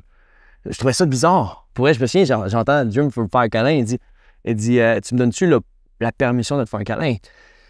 Je dis, ouais, il n'y a pas de souci. Fais-moi un câlin. Mais dans ma tête, je me dis, j'ai pas manqué d'amour de mon père. Mon père, je sais qu'il m'aime. Puis il me dit, tu as besoin de rencontrer l'amour du père. Prends dans ses bras. Aussitôt qu'il me hug, il s'est passé de quoi? J'ai blackout. No way. Mais je me suis mis à pleurer. Mais les grosses larmes, la morve sortait. Je ne sais même pas ce qui m'a saisi. Je sais que c'est le Saint-Esprit. Mais j'ai pleuré, moi, je pense que j'avais l'impression d'avoir pleuré pour à peu près 15 minutes. Mais je m'effondre dans les bras du gars, au point que le gars, il est rendu à terre. Puis il me tient genre à... Peux-tu le faire? On peut voir. Il est comme ça, puis il me tient comme ça. Puis parce que je me suis effondré, incapable de tenir debout. Je suis à terre. Je ressors du moment. Je réalise qu'il n'y a plus personne dans la salle. Il y a juste ma copine que je vois, mon meilleur ami, sa copine, qui est la sœur de ma copine, puis la mère qui me regarde. Bon, on a attendu après toi pendant un bout. Puis là, je réalise que, oui, je suis exposé, mais ce qui s'est passé pendant ce moment-là est plus fort que le regard du monde, des autres. Depuis ce jour-là, j'ai plus jamais retouché à la pornographie. C'est vrai? Ouais. Délivrance totale. Instantanément. Ce qui s'est passé, je crois, c'est, par rapport à mon ressenti, j'ai été rempli de l'amour de Dieu. Mm. J'ai été rempli de l'amour du Père. J'ai vécu une expérience avec l'amour du Père. C'était pas pour rien que Dieu avait mis à cœur à ce jeune homme-là. Il était peut-être plus vieux que moi. Moi, j'en ai 17. Fait que moi, pour lui, il était un peu plus vieux. Il a peut-être 23 ans, 24 ans. C'est pas pour rien que Dieu lui a dit de me faire câlin. Mm. Dieu cherchait réellement à me remplir de son amour. Là où j'étais pécheur, Dieu n'est pas venu me pointer du doigt puis me juger parce qu'il avait déjà jugé son fils. Mm. Il est venu me révéler son amour. Puis ça a été comme un flood dans mon cœur. Puis j'étais rempli de l'amour de Dieu au point que c'est comme, je pense, ça a fait comme tout le pu, tout ce qui était dégueu, tout ce qui était sale, juste débordé à force d'être rempli. Puis j'ai été saisi comme ça pendant 1 heure et demie. Puis après ça, ben, j'ai été délivré. J'ai plus retouché à la porno de ma vie depuis ce jour-là. Et ben, Dieu m'a après ça utilisé pour partager ce témoignage-là, puis prier pour d'autres jeunes qui vivaient ces luttes-là, puis eux-mêmes, à leur tour, ont vécu ce type de délivrance-là, et c'est vraiment hot. Fait que ça a été la vraie, on parlait de ma conversion. Ça a été ma vraie conversion. Il n'y a plus de retour en arrière. Après ça, cet été-là, j'ai eu une rencontre avec Jésus. J'étais avant de me coucher, j'ai fermé les yeux, mais je les ai ouverts au ciel. Je les ai fermés sur la terre, mais mes yeux se sont ouverts au ciel et je me suis retrouvé devant Jésus. Et là, suite à cette expérience-là où j'ai vu Jésus me regarder avec tellement un regard amoureux, il était brillant de blanc, il me regardait, puis je savais, c'est fou, il n'a rien dit, je savais juste que c'était lui, puis j'ai juste vu l'amour. Et il m'invitait à le suivre et depuis ce jour-là, j'ai commencé à prêcher. J'ai partagé ça à mon père. Puis mon père a commencé à vraiment voir que j'avais vivais une vraie expérience avec Dieu, que c'était vrai. Il a dit, écoute Sam, faut que tu commences à partager ton témoignage, c'est fou, c'est trop beau ce que tu as vécu. Et donc, mon père était invité à des retraites de jeunesse, à des églises, puis il prêchait, puis il me laissait prêcher un petit peu après lui. Puis j'apportais mon témoignage. Au début, je prêchais pas, je faisais juste raconter mon témoignage. Puis les jeunes s'avançaient, puis ils donnaient leur vie au Seigneur, puis mon ministère, en quelque sorte, commençait là. J'ai commencé à partager à mon école, au secondaire, j'étais en secondaire 5, puis là, je partageais, puis les gens j'ai amené des amis à moi au Seigneur, puis les gens commençaient à m'appeler pasteur, puis j'ai commencé à dire aux gens, je vais aller étudier à l'école biblique, je vais devenir un pasteur, puis ça a été vraiment quelque chose que je me suis identifié à. Fait que l'appel était clair. L'appel était clair. Tu savais exactement que c'était 16-17 ans, ouais. Fait que tu finis le secondaire, tu vas à l'école biblique? Je vais me faire former à Phoenix, Arizona, dans un... Ah oui, Phoenix. Ouais, belle ville. C'était cool de pouvoir quitter la maison, vivre ma propre première aventure en tant que jeune homme, loin de mes parents avec Dieu, puis d'autres amis. Puis j'ai été entouré de grands frères et grandes sœurs. J'étais le plus jeune du groupe, mais ça a été tellement bénissant. J'ai vécu des belles choses. Ça a duré quelques mois. Et suite à ça, j'ai commencé à prêcher moi-même à mon tour en étant invité ici un peu partout au Québec, aux États-Unis. Et après ça, à 19 ans, je suis devenu pasteur de jeunesse. Ici, au Québec? Aux States. Encore là, j'étais à Annapolis, Maryland. OK. À 19 ans. Ouais, fait que j'ai donné ma vie au Seigneur pour de vrai à 16 ans. À 17 ans, je peux commencer à aller me faire former. Après ça, à 19 ans, il y a une église qui m'invite pour faire un programme biblique dans leur église. Puis là, c'était un vrai programme biblique. Et en même temps, l'église me payait des cours, c'est vraiment hot, en production de télévision à l'université séculière. Le pasteur a dit, écoute, j'ai une parole pour ta vie. Je sens que tu vas être un télévangéliste, tu vas prêcher, mais tu ne prêcheras pas juste sur une tribune, tu vas prêcher à la TV, puis Dieu veut t'équiper. Fait que tu vas aller étudier là-dedans. Puis j'ai dit, OK, mais puis l'Église m'a payé mes cours en production de télévision pour que je puisse devenir un producteur. Okay. Puis aujourd'hui, je me retrouve à faire ce dont j'ai étudié pour faire. Et fait que je fais ça, puis je prêche, puis je fais un peu tout ça. Puis bref. Comment tu reviens d'Annapolis? Je reviens. C'est ça, à travers ça, il y a eu un mariage. Avant ça, il n'y a pas eu un mariage. Là, on rentre vraiment dans l'histoire de Sam. Hein? Ben, on peut rester au... Non, ça ne dérange pas. Non. C'est bon. Hein? Celle-là est bonne. Parce que pour la première... Moi, non, mais c'est bon. Fait que, tu sais, je suis libéré de la pornographie. J'ai envie de me garder pur pour le mariage. Par la grâce de Dieu, Dieu m'a protégé. Tout à l'heure, je disais, ma mère m'énervait parce que je savais qu'elle priait pour moi. Tu sais, avant de connaître le Seigneur pour de vrai, je savais qu'elle priait pour moi parce que j'allais à des soirées. Puis je commençais à me saouler, à faire ce que j'avais envie de faire. Je me retrouve avec des filles, dans des contextes où j'aurais pu coucher. Puis toutes les fois que c'est arrivé, pour vrai, il y a toujours un bug, il y a toujours eu quelque chose. C'est fou. Je me souviens une fois, j'étais dans une chambre avec une fille, puis ça commençait à aller plus loin, puis là, je me mets à pleurer, je deviens à jeun instantanément. Wow. Oh, ouais. Puis je me mets à pleurer, puis j'ai dit, je peux pas faire ça, puis c'est drôle parce que pour moi, tu vois, c'était pas à Dieu que je le déplaise, j'avais pas de relation avec Dieu. Mes parents seront pas fiers. Hey, le lendemain à l'école, on me niaisait. C'est le gars qui a dit à la fille, je peux pas aller plus loin, mes parents seront pas fiers de moi. Mais et là, ce soir-là, je suis revenu chez nous, puis j'en avais compte ma mère. J'ai dit, hey, maman, tu priais pour moi hier soir, hein? Tu sais, elle me dit, ouais. Elle me dit, je sais pas ce que tu faisais, mais Dieu m'a dit de prier pour toi. Mais là, on est encore à 16 ans. Là, c'est à 16 ans avant que je donne ma vie au Seigneur, juste pour te dire. Fait que C'est fou. ça, c'est fou. Fait que, Fait que si vous avez des enfants, priez pour eux. Fait que tu t'es préservé. Fait que je me préserve.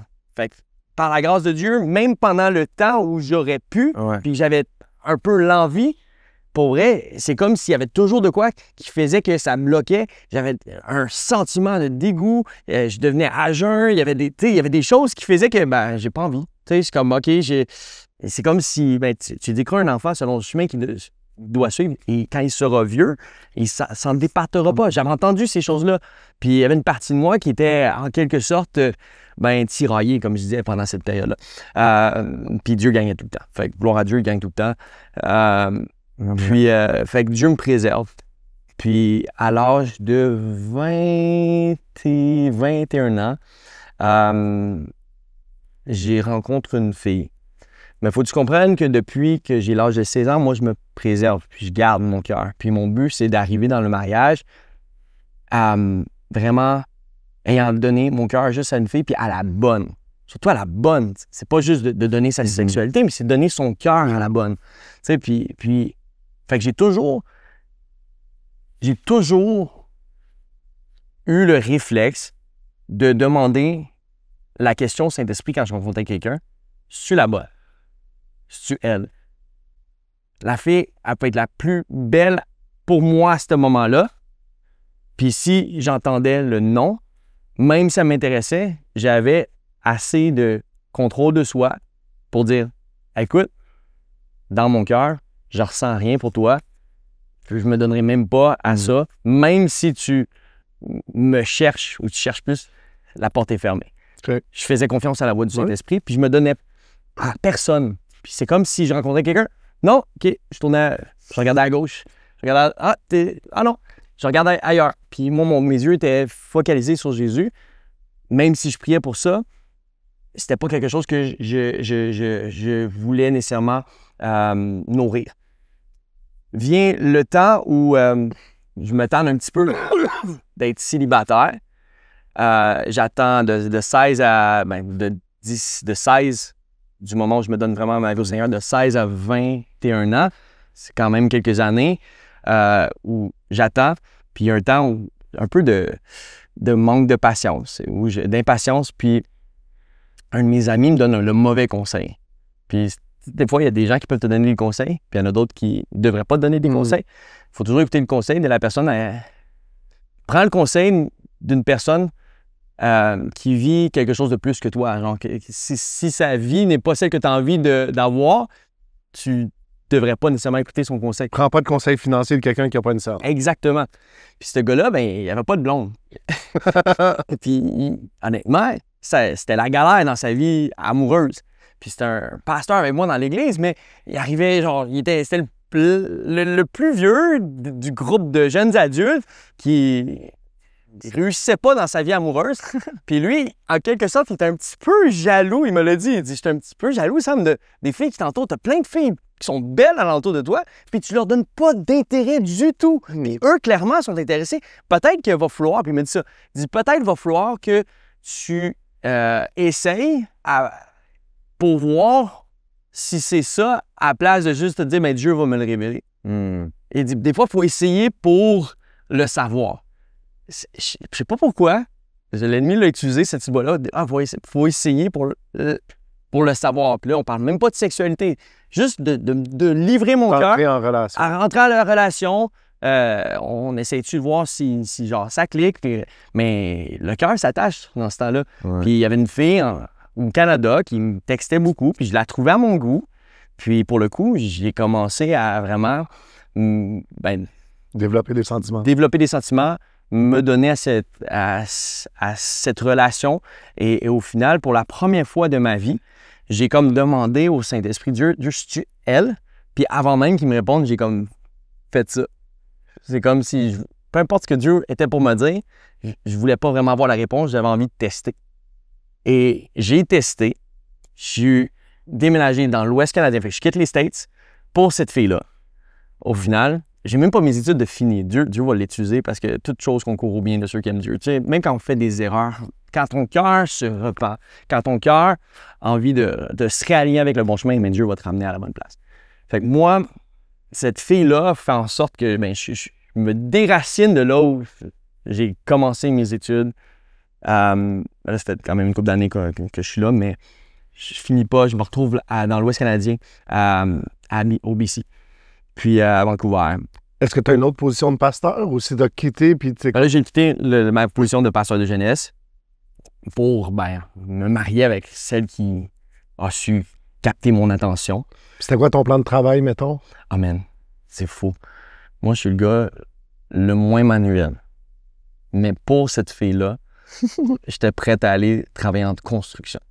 Juste parce que c'était la seule job qui pouvait me trouver en l'espace de genre 2 semaines. Puis j'avais un loyer à payer. Fait que mes parents étaient comme ça, mais c'est quoi qu'il fait? Il se plante. Tout le monde savait que je me plantais. Tout le monde avait comme un mauvais feeling sur cette fille-là, sur mon parcours de vie. C'est comme si... Pourquoi il y avait un mauvais feeling sur cette fille-là? La paix du Saint-Esprit témoigne qu'on est dans sa volonté. Fait qu'à un moment donné, le témoignage intérieur te dit, c'est-tu ça, c'est-tu pas ça? Tu sais, même moi, en tant que pasteur, des fois, je vois des jeunes, je vois des gens qui se fréquentent, je suis comme, ça semble c'est pas ça. Ça semble, cette relation-là l'éloigne plus de Dieu.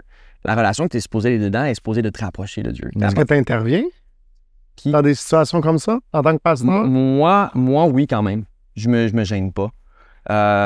Et mon témoignage me permet aussi de sauver d'autres à pas reproduire mes erreurs. Puis j'ai pas envie que, par amour. Puis je me dis, Dieu discipline ceux qui aiment. Je vais mieux leur donner mon avis, surtout s'ils me la demandent, que de faire à semblant que, peut-être que c'est ça, juste pour pas vexer ou froisser la personne. Je suis le genre de gars qui est assez cash, ça me dérange pas. Puis souvent, si pas tout le temps, quand j'ai dû intervenir, c'était la volonté de Dieu que ça marche pas pour ces gens-là. Puis aujourd'hui, ces gens-là, il y en a plusieurs d'entre eux sont mariés, ils ont des enfants, leur vie, ils regrettent aucunement de m'avoir écouté, d'avoir écouté mon épouse qui était avec moi souvent dans ces rencontres-là. Puis on travaille ensemble pour Dieu, puis on fait pastoral, puis on aime les gens. Mais je pense que tout peut être bien dit. Comment? Tout, mais je pense qu'il faut si on je aime pose la question parce que j'ai un ami qui fréquente une fille, puis j'ai dit, t'es-tu allé voir ton pasteur? Je vais aller le voir, mais que ce soit sérieux. Peut-être va le voir avant que ce soit sérieux. Écoute, moi à ce moment-là, quand j'étais plus jeune, j'ai pas voulu avoir l'avis des gens. C'est ça. Puis j'ai même pas osé la demander. Puis souvent, quand t'oses pas la demander, tu connais la réponse. Mais c'est ça la réponse. Ouais. C'était vraiment la pète. Ça me fait penser au fils de Salomon. Tu sais, comme l'histoire qu'il demande des conseils. Finalement, il dit, ça me plaît pas. Fait que ça va demander. Il demande aux elders. Les elders. Puis après ça, il va demander aux gens. Aux jeunes. Ils disent que c'est ce qui fait son affaire. Fait que je vais suivre ça. Double leur fardeau, puis tout. Ouais, exact. Puis après ça, ils se plantent. Ça crée la division du royaume d'Israël. That's cool. Ça, moi, c'est mes highlights. Moi, je vous le dis comme ça à la maison, là, mais that's my money shot. Si c'était plus long, je l'aurais clippé puis j'aurais été un reel. Let's go. Faut que tu le mettes. Oh, man. Fait que là, t'es dans l'Ouest, tu deviens un gars de construction. BC. Moi, là, je suis au BC. Okay. En construction. C'est la première job que je me fais virer. Pour vrai? Oui. Ah, t'étais tellement pas bon. C'est ça que j'aime de Dieu. Quand t'es pas à la bonne place, l'homme peut faire ses plans, mais Dieu dirige, je sais pas. Quand t'es appelé le Dieu, man, à un moment donné, tu peux t'enfuir, mais il va te courir après. Il va tout faire. Puis j'en ai un autre, Jonah. Jonah! Quand il est dans le bateau, il pitch. Mais il a quand même donné une grosse baleine. Quand on n'est pas à la bonne place, ça va créer des tempêtes.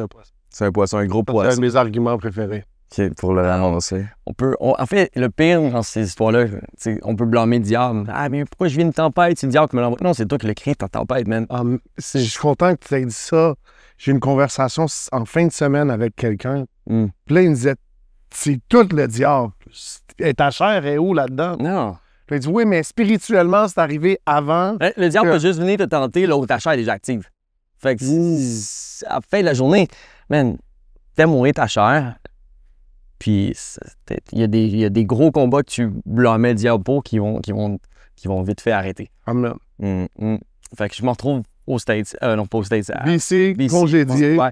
Ben, avant la congédition, Ça, c'est c'est moi, faut que tu comprennes que je faisais une relation à longue distance. On se parlait tous les jours. À l'époque, on était sur Skype. Là, Skype vient de faire faillite. Ouais, c'était cool. On est sur Skype. Puis là, on se parle. J'ai zéro référent. Je l'entends. Il y en a d'autres qui l'entendent. Là, Moi, c'était « Hey, tu joins-tu ma game? » À League of Legends. Je parle beaucoup de LOL, c'est ça. Fait que là, Skype... Mais parce que ça parle peut-être à quelqu'un. C'est bon. Mais j'aime les petits détails comme ça, je trouve ça cool, moi. Mais à tous les jours, c'était matin, midi, soir. Je parlais plus à cette fille-là que je passais du temps avec Dieu. C'est comme si, même si j'avais un rôle de leader à l'église, parce que je l'ai fréquenté avant, pour que j'en vienne à quitter mon poste de pasteur, pour aller rendre une relation plus officielle en personne, c'est qu'on s'était parlé pendant plusieurs mois avant, puis c'est devenu sérieux. Mais pendant cette saison-là, je peux pas te dire que c'était la saison, même en tant que pasteur, où j'étais le plus proche du Seigneur. Mon cœur était attiré comme Samson. Si tu veux qu'on parle d'un autre personnage vivant. Par la Delilah de ma vie. La fille, c'est pas une vraie Delilah à la fin de la journée. Je veux dire de quoi? C'était juste pas celle que Dieu avait prévue pour moi. Moi, je savais que Dieu m'appelait au ministère. Je savais que Dieu voulait que je le serve de tout mon cœur. Dès ma jeunesse, j'avais commencé à avoir des paroles de sa part, que ce soit par un pasteur, un intermédiaire ou juste quand j'avais commencé à développer une relation avec Dieu, je savais qui Dieu m'appelait à être. Et les autres en témoignaient aussi pour que tes chums à l'école disent « Hey, t'es un pasteur », c'est que à un moment donné, tu reflètes ce que Dieu a à cœur que tu vives. Et cette fille-là, elle voulait rien savoir du ministère. Pourtant, ce qui m'avait un peu lié avec elle, c'est que j'avais vu sur Facebook, elle faisait des voyages missionnaires avec ses parents, puis elle a une vie un peu similaire à celle que moi, j'ai été élevé dedans.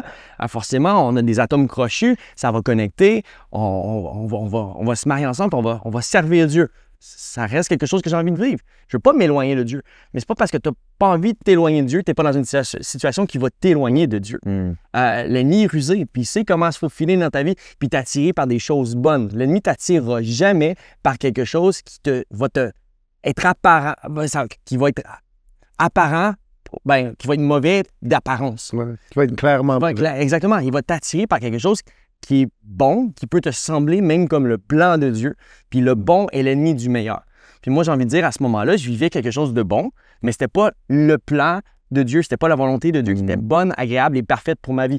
Cette fille-là, elle me dit, écoute, moi, si tu... Là, on est fiancés, là. On est fiancés. Si tu comptes me marier, je travaille en construction, fiancé avec la fille qui n'a pas le même intérêt que moi. Elle dit, si tu veux me marier, honnêtement, il va falloir que tu fasses du cash. Il va falloir que tu... ça, c'est drôle. Je lisais pas beaucoup pour elle. Fait qu'elle dit, moi, je veux un gars qui va lire à tous les jours un livre. Moi, je suis comme, OK, mais je lis ma Bible. Elle dit, non, je veux que tu te cultives, tu lises des livres. En fait, j'étais pas le gars qu'elle voulait se marier avec. Puis moi, à la fin de la journée, c'était pas la fille qui fitait. Ouais. Puis il y avait comme un manque de paix qui s'est installé dans notre relation où on se reprochait de ne pas être la personne qu'on voulait voir l'autre être. Et si c'est compliqué avant le mariage, pour moi, ça va être compliqué après. Autant mettre cette relation-là sur pause, puis si c'est vraiment le plan de Dieu, laisse Dieu mettre le feu dessus. Comment qu'on sort d'une fiançaille? Je pense qu'il n'y a pas de bonne façon de sortir d'une fiançaille. Pour de vrai, je pense que ça casse. C'est comme ça que ça s'est passé? C'est comme ça que ça s'est passé. C'est jamais rendu au mariage? Non, c'est pas rendu au mariage. Ça aurait été fou, hein. Je me rends au mariage, puis là, t'as quoi derrière une minute, je quit. C'est pas comme La des journée films. même. La journée même, non. Love is blind. Love is blind. C'est fou, ça. I do not. Oui, c'est ça. En tout cas, bref. Je suis là-bas. Je me souviendrai toujours, c'est la pire journée de travail de ma vie. J'ai jamais trop vécu une journée aussi morbide que celle-là. Il pleut à Sio, parce que dans l'Ouest canadien, il pleut énormément. J'étais en construction, je me suis levé à 5 h du matin pour être sur le chantier. Et il pleut. C'est pas possible. J'ai de l'eau dans mes bottes, là. J'ai les doigts ratatinés dans mes gants. Je déteste ma vie à ce moment-là. C'est comme... honnêtement, j'ai comme tous les sentiments que, genre, j'ai pas été faite pour ça, me passent par la tête. Puis là, j'ai envie de dire, Dieu, honnêtement, là, je suis tellement tanné. Si c'est pas ça que tu m'appelles à vivre, puis que elle, c'est pas la fille pour moi, je fais en sorte que je perde ma job aujourd'hui. J'en ai plus rien à faire. C'est comme si j'en avais marre de goûter à la bouffe des cochons. Puis là, j'étais comme, c'est pas comme ça que j'ai envie de vivre. Fais en sorte que si je perds ma job aujourd'hui, puis si je perds ma job aujourd'hui, je vais rompre avec elle. T'as besoin d'un signe. J'avais besoin d'un signe à ce moment-là. Tu le savais, mais t'as besoin d'un signe. Ouais, en fait, j'avais besoin que Dieu le fasse pour moi. Ouais. J'étais pas prêt à le faire par moi-même. J'étais un peu têtu à ce moment-là. Ouais. Je voulais pas nécessairement obéir, mais je savais qu'il fallait que j'obéisse. Ouais. Devine quoi, 5 minutes plus tard, le boss m'appelle. Il me dit « Hey Sam, viens, je veux parler. » Il me fait monter dans son bureau. Tes poches. Mais ma question, c'est que tu Ouais. montes là, dans le bureau, Je sais. tu le sais, Je sais. t'es-tu content Non, ou je suis c'est comme... triste. Je suis triste parce que je sais que ça veut dire qu'il faut que je renonce à quelque chose que j'aime. Ouais. Puis je sais que je suis comme... mais je me dis, OK, Dieu t'a vraiment écouté. Genre. Tu m'as toujours préservé, tu vas me préserver. Tu as le best pour moi. Et je me monte dans son bureau et dit, écoute, I'm sorry, I'm gonna have to let you go. Je m'excuse fort, je te laisse partir. C'est pas ton don. Il m'a dit, t'es le pire, man. Il dit, OK, mais je comprends. Moi, je me mets à pleurer comme un bébé, là. Ouais, mais je me mets à pleurer. Ça représente tellement plus que juste la job. Et c'est que pour moi, à ce moment-là, lui, il me prend dans ses bras, il est comme, tu sais, c'est un chrétien, c'est un frère à l'église, il dit comme, it's gonna be okay, man, you're gonna find another job. Tu vas trouver un autre job. C'est pas juste la job, man. Je dis pas, mais je pleure comme si je viens de perdre ma copine, mais je viens de perdre ma copine. Je le sais, dans mon cœur, c'est. Puis devine quoi, j'arrive dans le char. Parce que là, je dois appeler ma copine qui était off cette journée-là. Je dis, hey, tu venir me chercher? Puis elle n'avait pas encore mon auto. Puis là, ça fait juste quelques semaines, moi, je suis là-bas pour être. Et puis là, elle vient me chercher. Puis c'est comme si elle n'arrive même pas à me consoler parce qu'elle-même, elle me dit, écoute, j'ai pas la paix. Avant même que j'amène le sujet, elle me dit qu'elle n'a pas la paix dans la relation. Et là, je te dis, ben écoute, c'est fini. Et là, je me retrouve à rompre avec elle, dans le char, on s'en va au Starbucks, on en parle un petit peu plus, puis ça a été la fin de cette relation-là. Wow. Après ça, je suis revenu au Québec. OK. Au Québec, le cœur hyper lourd, parce que moi, je pensais me marier, tu sais, mine de rien, tu t'es attaché. Puis, tu sais, tu peux dire, moi, je me souviens, j'avais dit, Dieu, si c'est pas ça, ben fais en sorte que ça pète. Mais oui, Dieu va te protéger parce qu'il t'aime trop. Puis, toute chose concourt au bien de ceux qui aiment Dieu, mais aimer Dieu, ça veut dire aussi l'obéir. Fait que des fois, on va dire, ouais, mais ça va concourir pour mon bien si je l'aime. Ouais, mais est-ce que tu l'obéis? Ouais. Moi, Dieu m'a forcé à l'obéir à travers ces situations-là, mais pas parce que ça a pété que j'ai pas eu mal. J'aurais pu m'éviter ce mal-là. C'était pas le plan de Dieu que j'ai la peine, que je vive une peine d'amour, que je vive un vrai heartbreak. Fait que ça a été mon vrai premier heartbreak à 21 ans. Pour moi, c'est la fin du monde. Même, C'est toujours ça, heartbreak. c'est la fin du monde. Je pense que c'est la fin de ma vie à ce moment-là. Ça l'est pas. Mais Ben, puis moi, je reviens à ça parce que je le dis souvent, mais Jésus, quand il vient dans le temple, dans Luc 4, 18, puis qu'il cite Ésaïe 61, puis il dit « Je suis venu pour guérir les cœurs brisés. » exactement. Fait que si tu vis ça, puis c'est difficile, le cœur brisé, Jésus va s'occuper de toi. Puis c'est ce que Jésus a fait dans cette situation-là. Fait que là, je reviens, mon père, c'est un pasteur, là, à ce moment-là, il n'est pas juste évangéliste, il a implanté une église, puis il y a des gens dans son église, ils m'ont vu arriver, ils m'ont toutes les tantes, les tatis d'église, man, sont super. C'était une tati dans une église, les jeunes ont besoin de toi. Ah ouais. For real. Et une mère un peu plus âgée qui vient me voir dans l'église, puis elle me dit, écoute, elle avait vécu une histoire un peu triste où son mari avait triché sur elle, puis c'est une grosse histoire, gros heartbreak, puis Dieu l'a reconstruit, puis Dieu l'a amené à se remarier, puis bref, elle est vraiment heureuse aujourd'hui, mais elle me dit, écoute, je comprends la peine que tu vis. Elle m'a pas pointé du doigt, je comprends la peine que tu vis, puis je sais que ça doit être dur parce que je l'ai vécu. Puis elle me dit, ce que tu as besoin en ce moment, là, c'est juste de la grâce de Dieu. Puis c'est ce qu'elle a trouvé de bon à me dire. Elle m'a pas sorti 1000 versets. Elle m'a dit, tu as juste besoin de la grâce de Dieu en ce moment, dans cette situation-là. Et elle a prié pour moi. Elle dit puis elle m'a répété ceci. Elle dit, quand tu penses à elle, puis c'est dur, fais juste demander à Dieu pour sa grâce. Fait que, je me mets à demander à Dieu pour sa grâce. C'est où je l'oublie. Jusqu'au point que j'ai réalisé que Dieu a permis que mon cœur soit complètement guéri pour que des mois plus tard, je rencontre mon épouse, la femme de ma vie. Puis ça, c'est une autre belle histoire. Pour vrai, je pourrais parler pendant 1 heure sur chaque affaire. Je veux pas le faire. Là. Non, mais je suis content que tu sois sensible à la question. Donc là, tu es marié avec des enfants. On va juste comme cap off un petit peu. Cap off. Marié, combien d'enfants? On a 2 enfants. 2 enfants. 2 garçons? Non, une fille. Un garçon. Une fille et un garçon. Siloé et Heaven, 11 ans et 8 ans. Ouais. On en parlait tantôt, puis nous, ce qu'on voulait discuter un petit peu aussi, c'est le point de les difficultés. On vit un réveil. Moi, je suis convaincu qu'on est dans un réveil au Québec. Ouais. Puis ça implique quoi? Ça implique que tu as plein de gens qui n'ont pas grandi en Église, qui se retrouvent en Église. Donc, tu as des gens qui sont en relation, mais qui ont un passé. Moi, je l'ai vécu avec mon épouse. Mon épouse a grandi en Église. Elle s'est perdue un petit peu, mais elle n'a jamais eu de chum. Elle n'a jamais... Fait elle, un petit peu comme tu décrivais, elle s'était gardée pour le mariage. Puis, connaissant mon témoignage, ce qui a été le plus difficile pour elle, ça a été mon passé relationnel, puis je vais le mettre comme ça, plus que mon passé criminel. Jay, lui, il vit présentement. Ouais. Les deux, on était dans le monde. Elle a eu une couple d'ex. Moi, j'ai eu une ex, mais tu sais, autre que ça, j'ai vécu dans le monde pas mal. Fait que là, c'est comme bizarre, là, quand on sort. Tu sais, on veut passer du temps ensemble, mais... T'as des vieilles habitudes du passé? C'est que normalement, tu couches ensemble à 3e date, là, ou avant, tu sais, si t'es pas tant importante que ça, tu sais. C'était ça, ma mentalité, là. Mais, tu sais, puis aussi, c'est vraiment important la 5e, tu sais, 5e date, mais là, c'est... Tu sais, c'est... C'est combien de dates, là? Ça fait beaucoup, là. Ça va faire 6 mois, là, qu'on est ensemble, puis... Ça passe vraiment vite. C'est fou, hein? Il y a 18 mois, wow. Ouais, je sais, ça fait 6 mois que... Je me souviens de ces conversations. Quand je t'ai rencontré, elle était là. Super bon ensemble. Exact. Cool, ça, man. Charlotte Victo. J'ai commencé à la montrer sur les réseaux sociaux, là. Est-ce que vous parlez mariage?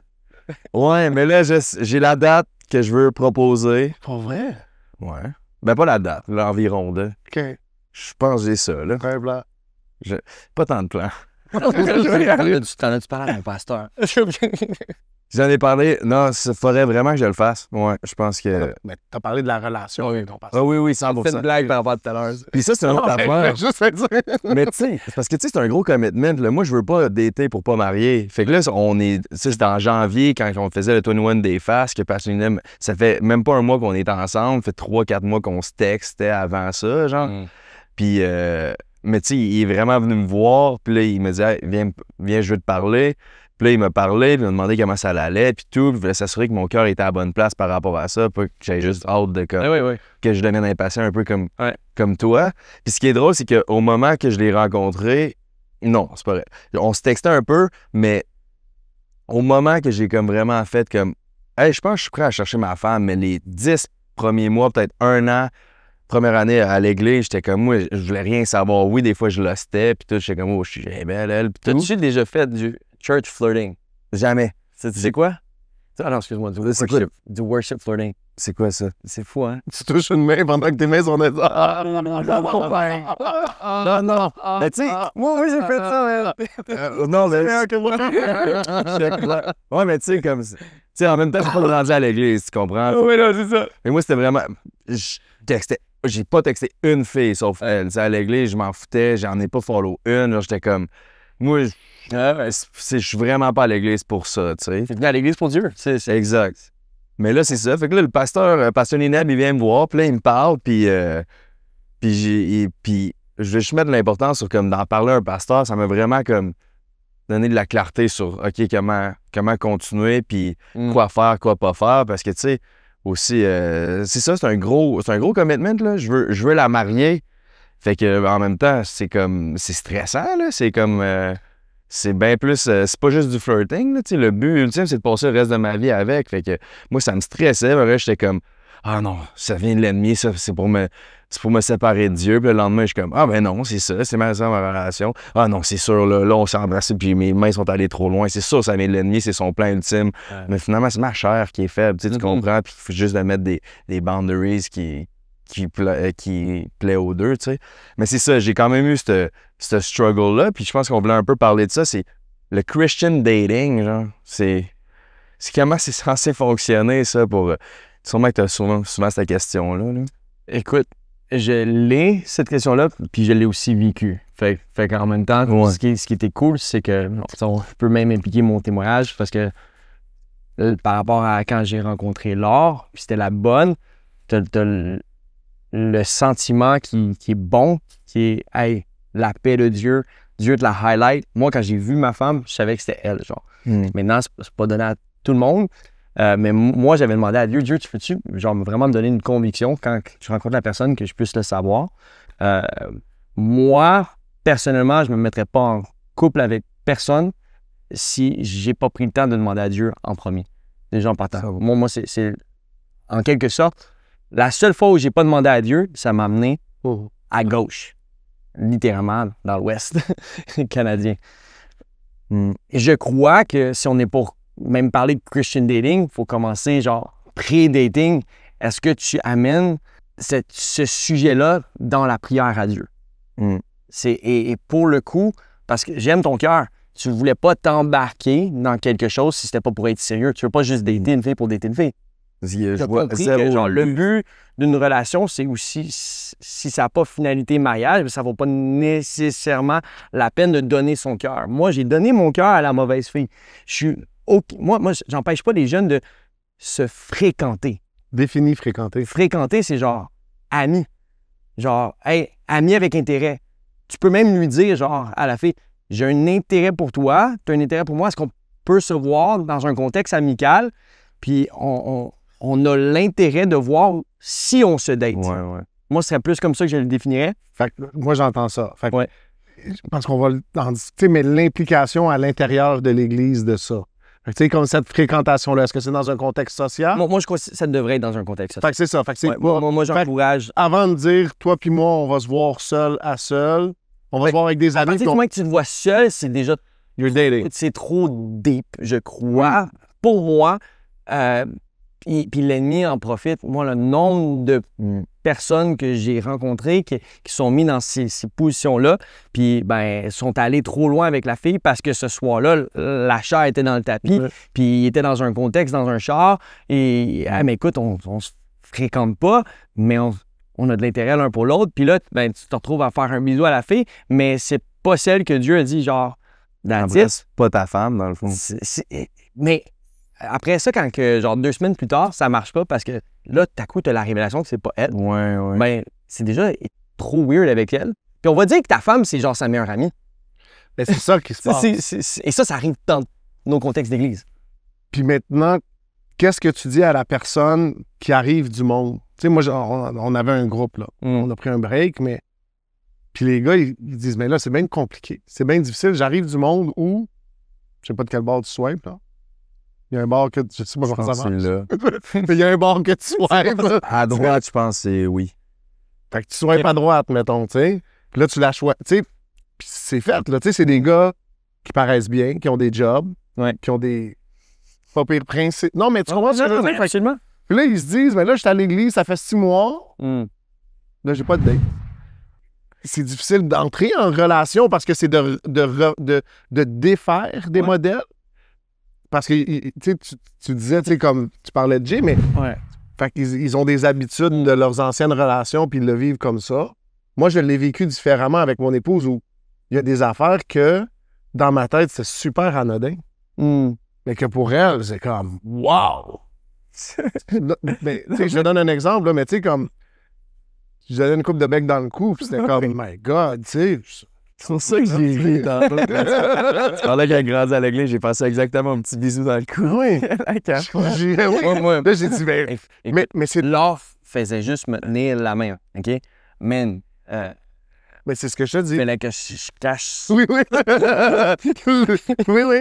Non, mais j'étais gêné, moi. Oui. Par la grâce de Dieu, je me suis marié vierge. C'est une grâce de Dieu. Ouais, vraiment. Puis, mais je me souviens du feeling où tout est genre... Mais c'est ça. ambigu. Oui, fait que toutes ces dynamiques-là qui sont difficiles, puis tu sais, j'essaie d'encourager autant... Tu sais, c'est fou, là, nous autres, on a un groupe de jeunes adultes, 120, 150 en moyenne, mettons. Fait qu'on est dans ces eaux-là. Puis là, mais c'est pareil partout, parce que moi, j'ai connu, avant que le groupe soit gros comme ça, qui était juste 60, puis c'est... Toutes les filles viennent, puis ils disent, il n'y a pas de gars à l'église. Tous les gars viennent, il n'y a pas de filles à l'église. Parce qu'ils vont pour ça. Mais vous regardez quoi? Non, mais oui, Ouais. oui. Alors, ça, c'est un bon point, parce qu'ils viennent pour ça. Je peux-tu Oui. vite fait dire quelque chose, parce que je pense que ça va encourager quelqu'un. Moi, j'ai rencontré Laure, mon épouse. Elle vient de la France. Déjà, pendant longtemps, moi, je suis allé, Dieu, c'est quand? Genre, je vais la rencontrer. Genre, à un moment donné, c'est comme, pendant cette saison-là où j'étais un peu impatient, là, mes yeux ont commencé à s'ouvrir un peu à ceux qui étaient alentour de moi. Mais au fin fond, c'est que j'ai nourri de l'impatience. Mais à la fin de la journée, je ne pouvais même pas rencontrer ma femme plus tôt. Il fallait que Dieu me l'apporte. Ma femme est en France. Moi, j'étais aux States. La date de notre rencontre était même pas encore, genre... Est-ce que tu fixée. crois à The One? Moi, je crois qu'on peut faire le bon choix. Vas-y, c'est quoi? Dieu... non, mais tu sais, Dieu il a écrit tous tes jours.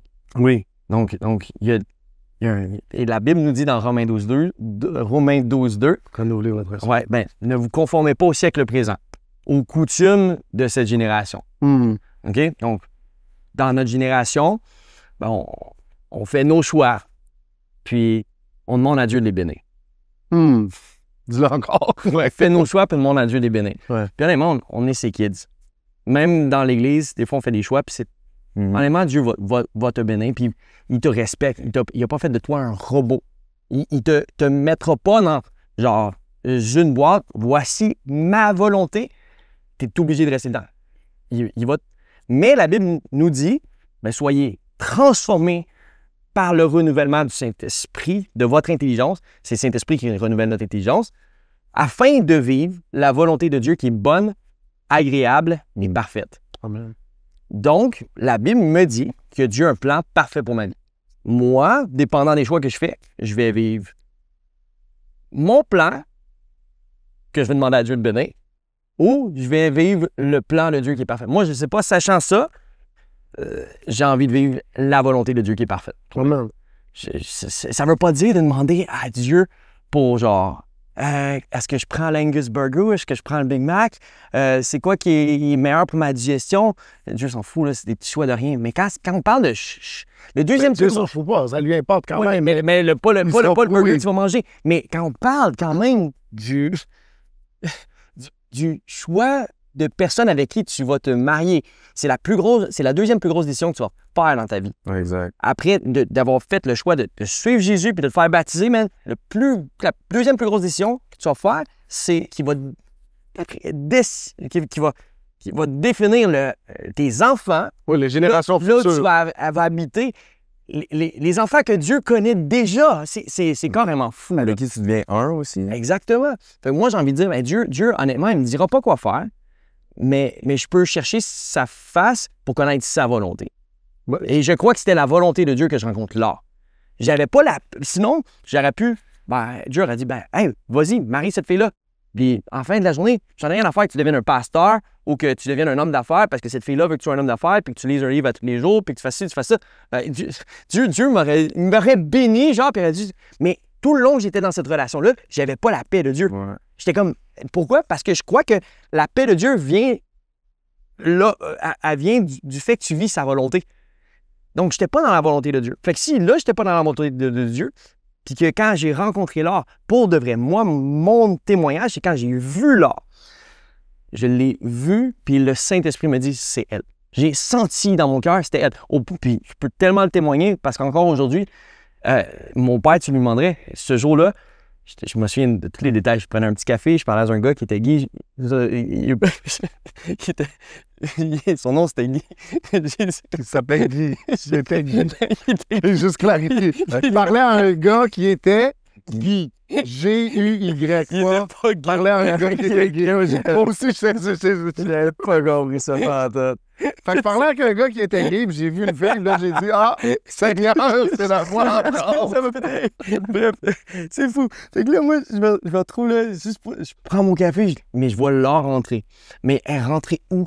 Elle rentrait dans ma petite église, là où, genre, mon père venait juste d'implanter cette église-là. Il n'y avait pas un jeune. Il y avait moi, ma soeur, mon beau-frère, ma petite soeur qui était même trop jeune pour être dans le groupe de jeunesse à cette époque-là.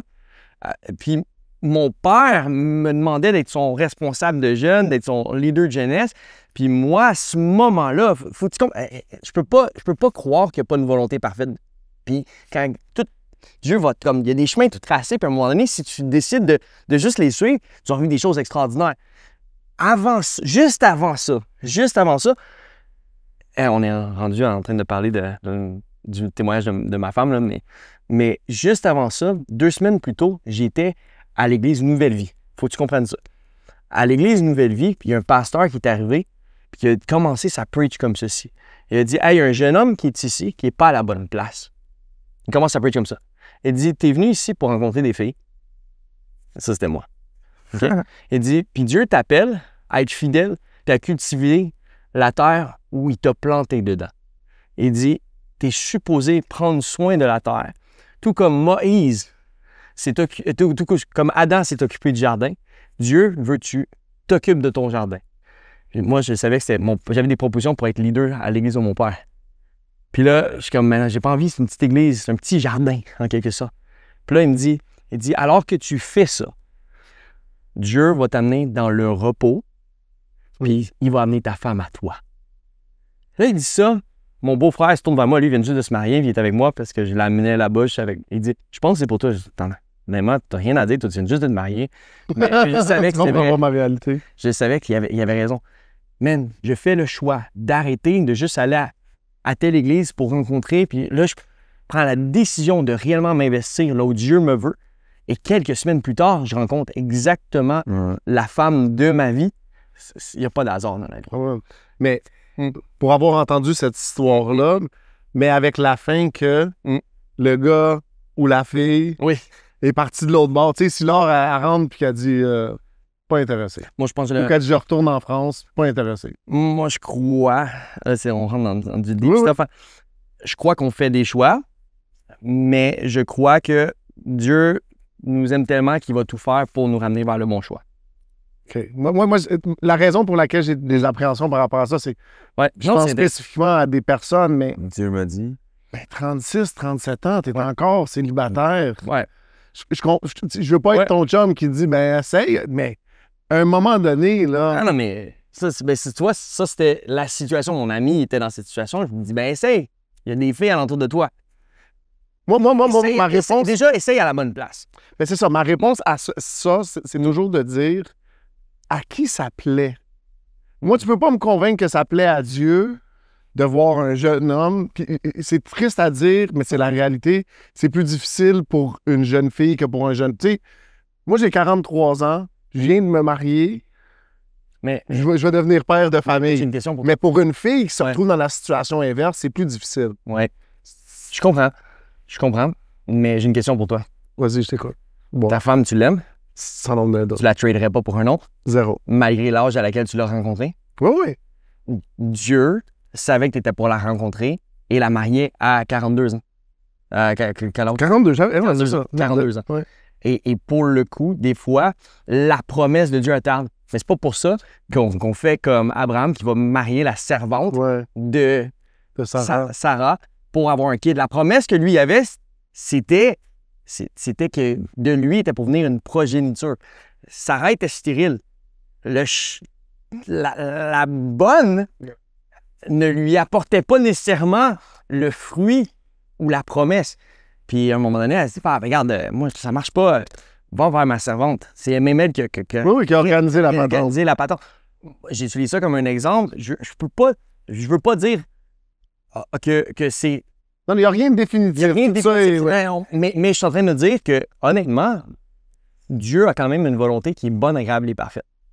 Il y a un plan pour nous et je crois que si on prenait plus de temps dans la prière, dans l'intimité de sa présence, on ressortirait de ces moments-là avec des stratégies divines et on saurait, on marcherait plus par notre chair, par nos envies et plus Non, mais par l'esprit qui ferait qu'on s'alignerait beaucoup plus rapidement avec le plan de Dieu. long. Et la rapidité, la vitesse dont tu vas vivre le plan de Dieu, en quelque sorte, des fois, ça t'appartient. Ah, mais Moi, je peux te dire de moi, je quoi? pense tout le temps. Moi, j'ai rencontré l'or. Ah, ça, c'est où? Non, je veux pas rentrer là, parce que là, on ouvre trop une grosse parenthèse. Mais tout ça pour dire, je crois que Dieu a un plan, on peut le vivre, Dieu peut nous révéler son plan, mais il révèle des trésors cachés à ceux qui le cherchent. Et donc, Juste pour remettre, toi, tu crois pas à The One, right? Parce que, tu sais, parce que moi, ça m'a Moi, toujours non. travaillé. Mais Mais c'est... puis en même temps, est-ce que mon expérience a teinté ça? Tu sais, je reviens à ça, moi, mais comment je dis ça en restant vague? Tu sais, je veux pas que les gens se reconnaissent, tu sais, ouais, mais c'est ça, des gens qui se retrouvent à un certain âge. Puis encore là, c'est complètement injuste, mais c'est toujours les filles. Les filles se retrouvent à un... mais ma Puis là, question, c'est beau ce la que les promesse de Sarah, mais Mais la attends, fille a dit, ben là, je veux des enfants, j'ai 37 ans, j'ai 38 ans, Ouais. j'ai 39 ans. est-ce que... mais ma question pour cette fille-là, parce que j'en connais aussi, on est vraiment dans un gros sujet. C'était intéressant. Ma question, on attend tous après une promesse.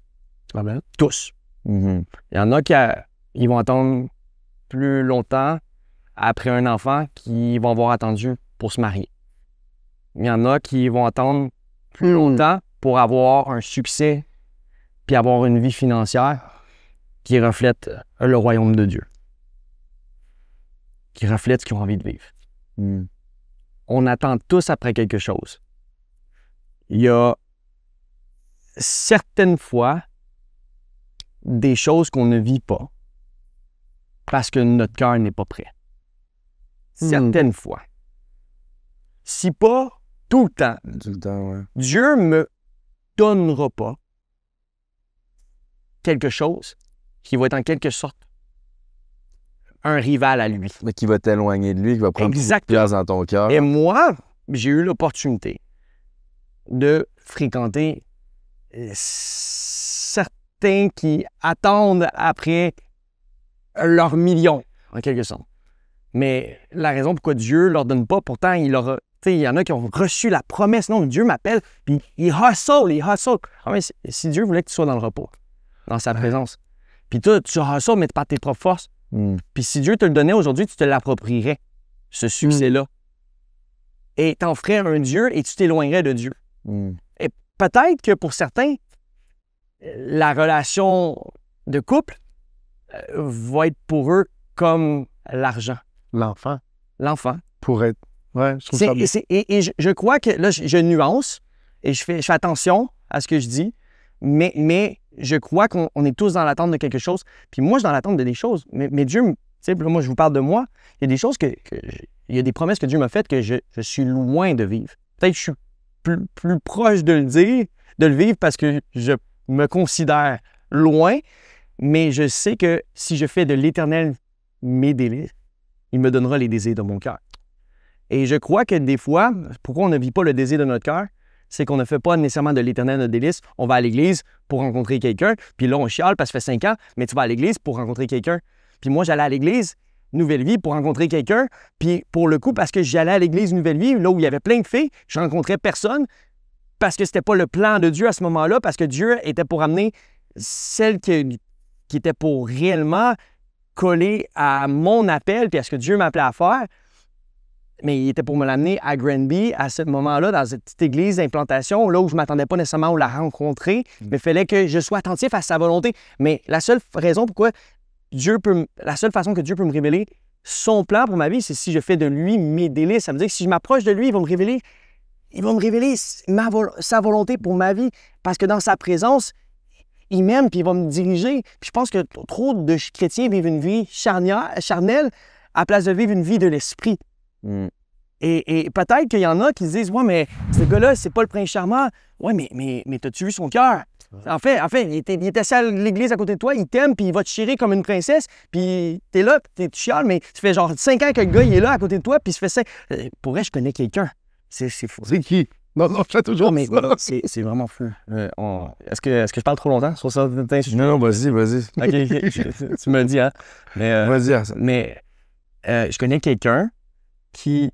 Tout le monde lui disait « Hey, on a rencontré une fille pour toi. » Les gars, c'est un des gars les plus vieux que j'ai rencontré qui s'est marié tard. Genre.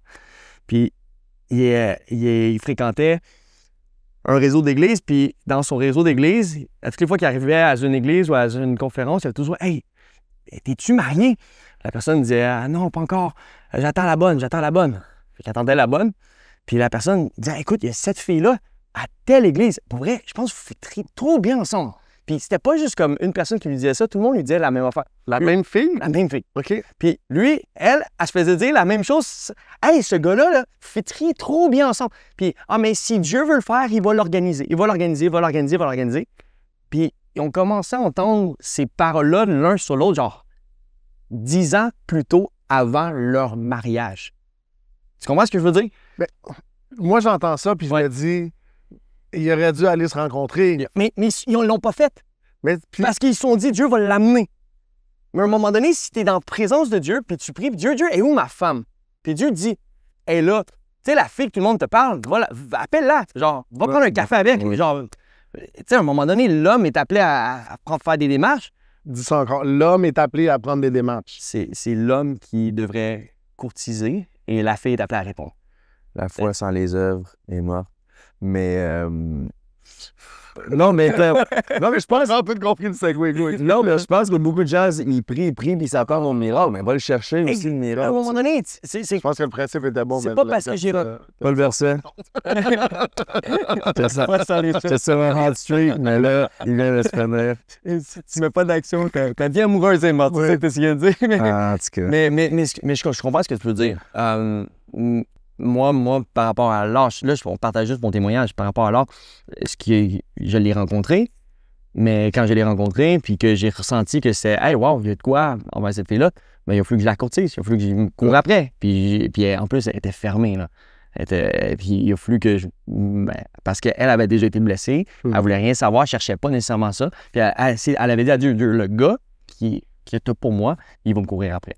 Mais je comprends que tu dises ça parce que moi, quelque chose que j'ai observé, puis je sais pas si c'est pertinent ou pas, mais je vois beaucoup de filles faire ça, puis surtout avec des gars du monde, justement. Fait que les gars, ils viennent, en tout cas, sont arrivés à l'église depuis un court laps de temps, sont arrivés, puis là, ils checkent, tu sais, ils prennent leur temps, ils observent. Tu sais, ils sont pas trop pressés. Puis là, ils vont parler à une fille. Puis là, la fille a dit « Ah non ». Puis là, il dit « Ah, OK, c'est beau ». Il repart. OK. Alors que s'il avait persévéré un petit peu, la fille, elle fait comme une espèce de stiff arm pour commencer en voulant dire Mais c'est pire dans notre génération parce qu'on est une génération aujourd'hui d'enfants rois. Donc, faut que ce soit facile. Si c'est dur, puis ça demande un effort, on quitte. Et je pense que c'est un fléau chez Gen Z surtout. Et donc, Gen Z, puis un petit peu Millennials. Je pense que je suis Gen Z. Ouais, toi, t'es Gen Z. C'est dur pour cette génération, mais on parle de jeunes adultes. Les jeunes adultes en ce moment, entre genre jusqu'à 30 ans, c'est des Gen Z. Mais tu sais, tu veux de quoi, tu l'as tout de suite. Tu veux swipe à la prochaine. Pornographie. Ah, aujourd'hui, je file pour un Asiatique. Bon, ben. Dans le temps, il fallait. Non, mais dans le temps, il fallait écrire des lettres pour courtiser une fille. Ouais. Puis il fallait peut-être t'en écrire 100 pour qu'elle te dise « Mes sentiments sont les mêmes que toi, mon charmant monsieur. » C'est plus comme ça aujourd'hui. Et donc, on est habitué à ce que tout soit rapide. Puis si c'est moindrement compliqué, mais je pense que l'homme a oublié d'être un homme. Puis il a du mal à courir après une femme. Puis moi, je sais que, moi, je peux parler de mon expérience.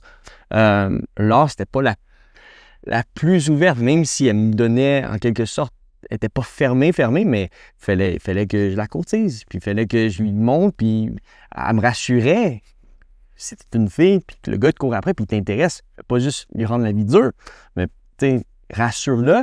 Mais c'est qu'elle cherchait vraiment à ce que je lui montre que j'avais vraiment quelque chose, c'est vrai, puis j'étais pas pour niaiser avec elle. Puis à un moment donné, je pense que les filles sont aussi habituées à se faire niaiser. Puis en fait, il y a des séquelles des deux côtés. Ouais. C'est pas facile aujourd'hui, les relations. Mais faut en venir à la conclusion, si c'est elle que tu as envie de courtiser, puis que tu as la paix. Enlevons c'est le choix de Dieu. C'est si tu as la paix de Dieu, pour moi, ça témoigne que Dieu approuve. Ouais. Voyons plus ça comme ça. On a une grosse conversation compliquée pour juste dire, est-ce que Dieu approuve? Si tu n'as pas la paix de Dieu, c'est qu'à la fin de la journée, ça pourrait t'induire en erreur. Puis Dieu ne veut pas que tu fasses des erreurs dans ta vie. Dieu a réellement pour nous des projets de paix et non de malheur. Il nous réserve un avenir rempli d'espérance. Et donc, moi, je crois que faut apprendre à fighter, puis il faut apprendre à fighter même dans le mariage. C'est pas facile. Puis si on se marie pour les mauvaises raisons, ben honnêtement, 6 mois plus tard, quand c'est plus dur, parce que le honeymoon phase est parti, honeymoon phase, ça dure pas longtemps. Non. Mais après le honeymoon phase, quand les choses deviennent difficiles, puis on s'est fait vendre à un monde de bisounours à la Disney où ils vécurent heureux et ont beaucoup d'enfants. Quand tu vis pas ça, puis que c'est un fight à tous les jours, est-ce que tu es capable de persévérer puis de te donner à cette personne-là? Faut que tu sois prête. Le mariage, c'est une mort à soi. Exact. Tu te donnes pour quelqu'un d'autre. Fait que si tu n'as pas déjà cette perspective-là avant même de rentrer dans le mariage, ça ne vaut même pas la peine que tu te concentres là-dessus. Connecte plus avec Jésus. Aime-le de tout ton cœur, ou plutôt apprends à l'aimer parce qu'en étant près de lui, ben, tu vas réaliser combien lui il t'aime. Puis on l'aime parce que lui il nous a mis le premier. Fait que vis sous la douche de son amour et pour le coup, ton cœur va changer, qui va faire que ben, tu vas avoir un amour inconditionnel pour quelqu'un d'autre et tu vas être prête à être marié ou être mariable même. C'est parce que le monde, le pitch aussi, que c'est très self-serving. C'est elle va me donner ce que je veux, puis moi, puis elle veut de quoi de moi, tu sais, alors que le mariage chrétien, c'est je me donne à 100% à toi, puis tu me donnes à 100% à moi. Puis je pense aussi, tu sais, le sexe, pas de sexe avant le mariage, c'est ça aussi que ça a bâti, c'est que la communication, sans pouvoir réparer ça avec le sexe, ça a renforcé tellement le couple. Puis, tu sais, je pense qu'il y a beaucoup, c'est une vraie statistique, il y a beaucoup moins de divorces sous le cadre chrétien, right, que le cadre dans le monde. Dans le temps, aujourd'hui, c'est égal. Je vais t'expliquer pourquoi. Parce que c'est presque juste des chrétiens qui se marient. OK, ouais. Donc, et pour le coup... non, mais dans le temps, oui, c'est vrai, c'est une statistique, mais aujourd'hui, il y a le plus haut taux de divorce dans le monde chrétien que l'histoire n'a jamais vu. Et je crois que c'est parce que on n'a pas nécessairement des bons modèles, puis même aujourd'hui dans l'Église a besoin de se repentir, l'Église a besoin de comprendre ce qui est la réalité du vrai mariage. Le mariage, c'est une alliance. Ouais. Même quand c'est difficile, puis que tu as envie de peut-être remettre ce mariage-là en question, à la fin de la journée, tu es en alliance. Ouais. Dieu est en alliance avec toi, no matter what. Ouais. Est-ce que tu es prête à vivre cette alliance-là envers celle à qui te dit « Oui, je le veux pour le meilleur et pour le pire ». Je crois qu'on l'oublie. Et je crois que tu sais, si on n'est pas préparer une prochaine génération à prêcher et à vivre des principes du royaume, il faut la préparer à la réalité du mariage. Le mariage, c'est pas facile si les deux individus n'ont pas une vraie relation avec Christ. Si tu viens à l'église pour te marier, ben à un moment donné, tu vas être marié, puis ben, tu auras eu ton endgame, tu l'as vécu. C'est ça. Puis là, ben, tu deviens techniquement un chrétien tiède qui va à l'église le dimanche matin, qui vit une belle vie. Puis ben c'est bon, on est marié, j'ai une bonne job. Puis il y a tellement de choses qui sont là pour nous distraire dans la vie. Mais à la fin de la journée, le mariage, c'est là pour nous perfectionner. Et c'est quoi qui perfectionne? Ben, c'est les difficultés dans la vie des fois. Le fer aiguise le fer. Et un frère aiguise un fer. Donc le fer qui aiguise le fer, ça crée des flamèches. Mais les flamèches te rendent sharp, te rendent à point pour l'œuvre de Dieu. Moi, quand je me suis marié, je pensais que j'étais l'homme à marier pour vrai. je suis un pasteur de jeunesse. Ouais, puis tu réalises qu'il n'y a pas pantoute, hein? Man, l'or est... On sait tout. L'or est venu dans ma vie, puis je pensais que... Tu réalises C'est que c'est vraiment- pas en tout. Non, pas du tout. Méchant loser. Pour vrai, j'ai réalisé vite fait qu'elle est venue appuyer sur tous les boutons Ouais. qui me faisaient réagir. Puis là, je suis comme, man, je pensais jamais hausser le ton comme ça à ma femme. Je pensais jamais. Et je me regardais. C'était le miroir de qui j'étais réellement pour que je me repente puis pour que je devienne comme Dieu, comme Jésus. Pour que je laisse ma chair. En fait, ça t'amène à crucifier ta chair. Puis, tu sais, tu parles beaucoup de paix, mettons, depuis tantôt dans ton couple. Mais tu sais, quand c'est justement, elle vient de peser tes boutons, là, puis là, là, tu hausses le ton, puis t'es fâché, il n'y a pas de paix à ce moment-là. Fait que comment différencier comme... Tu comprends-tu un peu que j'essaie de poser comme question? Comment différencier comme de paix. ton premier manque de paix de ton... Le manque de paix que je faisais référence à, c'est un manque de paix dans le cœur. Ouais. C'est pas nécessairement une tempête. Une C'est pas émotion. la paix dans les C'est circonstances. ça. Est-ce que ton manque de paix il est lié à une circonstance? Mm. Tu m'arrêtes si t'es pas... non. Est-ce que ton manque de paix il est lié à une circonstance spécifique ou si dans un moment qui devrait être paisible, Mm. quand tu es dans la plaine puis que tout est calme puis qu'il n'y a rien d'autre, T'as toujours pas la là, tu n'as toujours pas de paix. C'est ça. Ben, parce que c'est bon, parce que, tu sais, j'ai dit que je t'avais parlé à Passion Lunette, m'avait vraiment donné de la clarté là-dessus, parce que des fois, j'avais des moments que je chantais pas cette paix-là, fait que j'étais comme là, mais c'était justement, puis j'en ai déjà parlé à Radio-Canada, de la fois qu'on a failli coucher ensemble, puis ça a vraiment passé proche, puis elle a eu le contrôle, parce que pas moi, tu sais. Puis, non, moi, j'étais... Je me souviens juste de la phrase. Ouais, Jésus passe en deuxième. mais ouais, c'est ça. Puis là, à ce moment-là, il m'a expliqué que comme quand tu ressens pas ce que tu ressens, c'est pas que ça vient de l'ennemi. Puis j'avais même pas parlé de mes struggles. Il a dit pas que ça vient de l'ennemi. C'est que Dieu, il est pas d'accord avec ce que vous avez fait. Tu comprends? Ouais. Puis ça l'ouvre la porte. Ça ouvre d'abord, absolument. Puis à chaque fois, dans notre relation, c'est fou.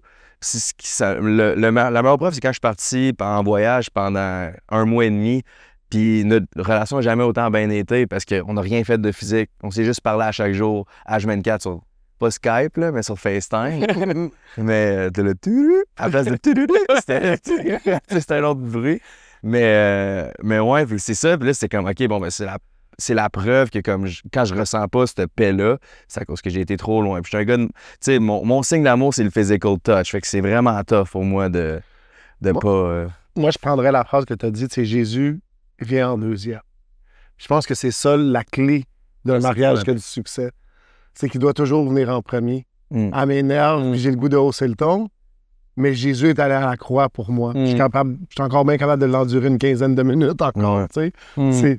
C'est ça. C'est qu'est-ce qui vient en premier, tu sais. Puis pour moi, je pense que c'est ça qui est important. Je peux lire un verset? Oui, ça. Romains 13, 11 à 14, ça dit « Vous connaissez le temps où nous sommes, c'est le moment de sortir de votre sommeil. En effet, quand nous avons cru au Christ, le salut était encore loin. Maintenant, il est plus près de nous. La nuit est bientôt finie, le jour va se lever. » Tu parlais tantôt de réveil, on est dans des temps de réveil. Alors, débarrassons-nous des actions mauvaises commises pendant la nuit.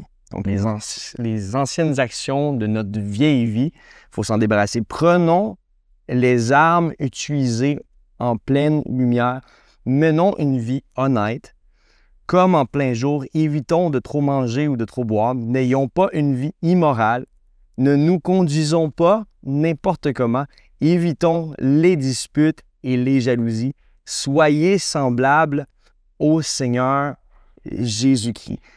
Il y a d'autres versions qui disent « Revêtissez-vous de Christ. Ne vous laissez pas entraîner vers le mal par vos mauvais désirs. » Donc, on a tous des mauvais désirs. Mais c'est quoi qui doit venir entre nous et la fille qui est à côté de nous, avec qui on a des projets futurs? Ben, c'est Christ. Littéralement, je suis supposé, dans le monde invisible, porter Christ. Et si je le porte, le vêtement qui touche cette fille-là, c'est Jésus. Puis si elle aussi le porte. Exactement. Et on parlait de tantôt, de tatouage. Ça, c'est le premier tatouage que je me suis... Mon deuxième tatouage que je me suis fait pendant notre semaine de lune de miel. Et c'est elle plus S, L'or plus Sam, mais le plus, c'est une croix. Mm. Parce qu'on sait que si Dieu n'est pas le centre de notre relation, ben c'est là qu'on va être divisé. C'est là où on va être éloigné de l'un et l'autre. Si on veut être proche de l'un et l'autre, si on veut faire qu'un, ben il faut que Christ soit le premier dans notre vie. Jésus veut être le premier. Jésus veut être mon premier amour. Puis il doit rester, il doit le demeurer. Puis si je le cherche, ben moi je sais. Laure, des fois, elle dit, Sam, allez-moi, va prier. T'as des mauvaises attitudes. T'as besoin d'aller dans la chambre de prière. Va prier. Ah, puis ça fait mal à la chair, hein, se faire dire ça. Ça fait mal, mais elle a raison. Tu sais que c'est Puis- vrai, ouais. Puis ça passe quand c'est elle qui me le dit. Quand c'est moi qui dis, ça passe mieux. Moi, mon truc, c'est bien, on va aller prier ensemble. Ça passe mieux. Ça passe mieux. Mais je pense que, tu sais, on parle souvent du leader, du mari qui doit avoir un rôle de leader. Mais pour moi, c'est souvent ça.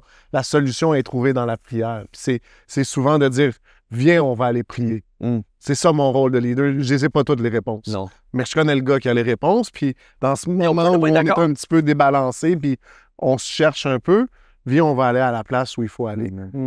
Pasteur Sam, on finit tout le temps en offrant les gens à recevoir Jésus dans leur cœur. Yeah. Si tu veux leur Faire offrir. un appel. Ouais. Faire un appel. Let's go. Cette caméra-là, celle-là. Comme tu veux. Tu peux même le faire sans caméra ou... Ouais. OK. Ben, écoute, si tu écoutes ce podcast, puis t'es touché d'une façon ou d'une autre par ce qu'il dit, puis t'as entendu quelque chose qui te révèle réellement la vérité, que Jésus est le chemin, la vérité et la vie, j'aimerais te donner l'opportunité aujourd'hui de recevoir Jésus dans ton cœur.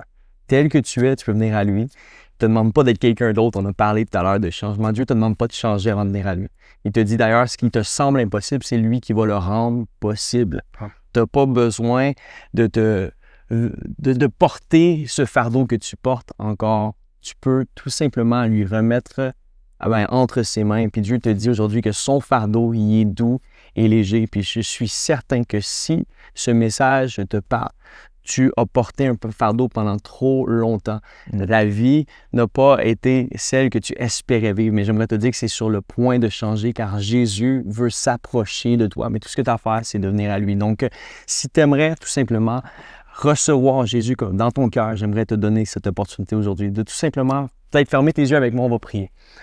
Jésus, je viens à toi, je viens à toi, tel que je suis. tel que je suis. Merci pour ton sang Merci pour ton sang qui a coulé à la croix. qui a coulé à la croix. Merci de m'avoir lavé Merci de m'avoir lavé de tous mes péchés. de tous mes péchés. Je reconnais aujourd'hui Je reconnais aujourd'hui que tu es le Fils de Dieu, que tu es le Fils de Dieu, mort, ressuscité et vivant. mort, ressuscité et vivant. Aujourd'hui, Aujourd'hui, j'ai cette conviction. j'ai cette conviction. Merci Saint-Esprit Merci Saint-Esprit pour cette conviction. pour cette conviction. Merci parce que tu me donnes une conviction Merci parce que tu me donnes une conviction que j'ai besoin d'un sauveur, que j'ai besoin de que je ne suis plus capable que je ne suis plus capable par mes propres forces. par mes propres forces. Merci Jésus Merci Jésus d'être le chemin d'être le chemin vers le Père. vers le Père. Père, aujourd'hui, Père, aujourd'hui, je viens à toi je viens à toi et je reçois et je reçois la vie éternelle. la vie éternelle. Viens me baptiser du Saint-Esprit. Viens me baptiser du Saint-Esprit. Viens me délivrer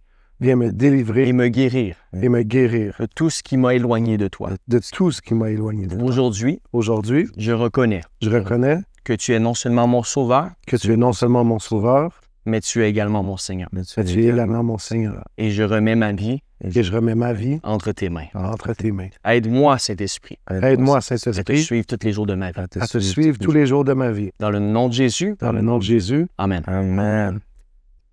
Let's go. Wow. qu'est-ce qui arrive? Si tu as pris cette prière, 2 Corinthiens 5,17, tu es une nouvelle créature en Jésus-Christ. Le passé est effacé, toutes les choses sont rendues nouvelles. Yeah. Let's go, hands off. Aujourd'hui, j'ai rien mieux à faire. C'est cool. C'est vraiment... Super bénissant. Yes. On s'était déjà rencontrés. Merci. Plaisir. Un gros merci. Plaisir. C'est le fun. Un gros merci à tous ceux qui se sont rendus jusqu'à la fin.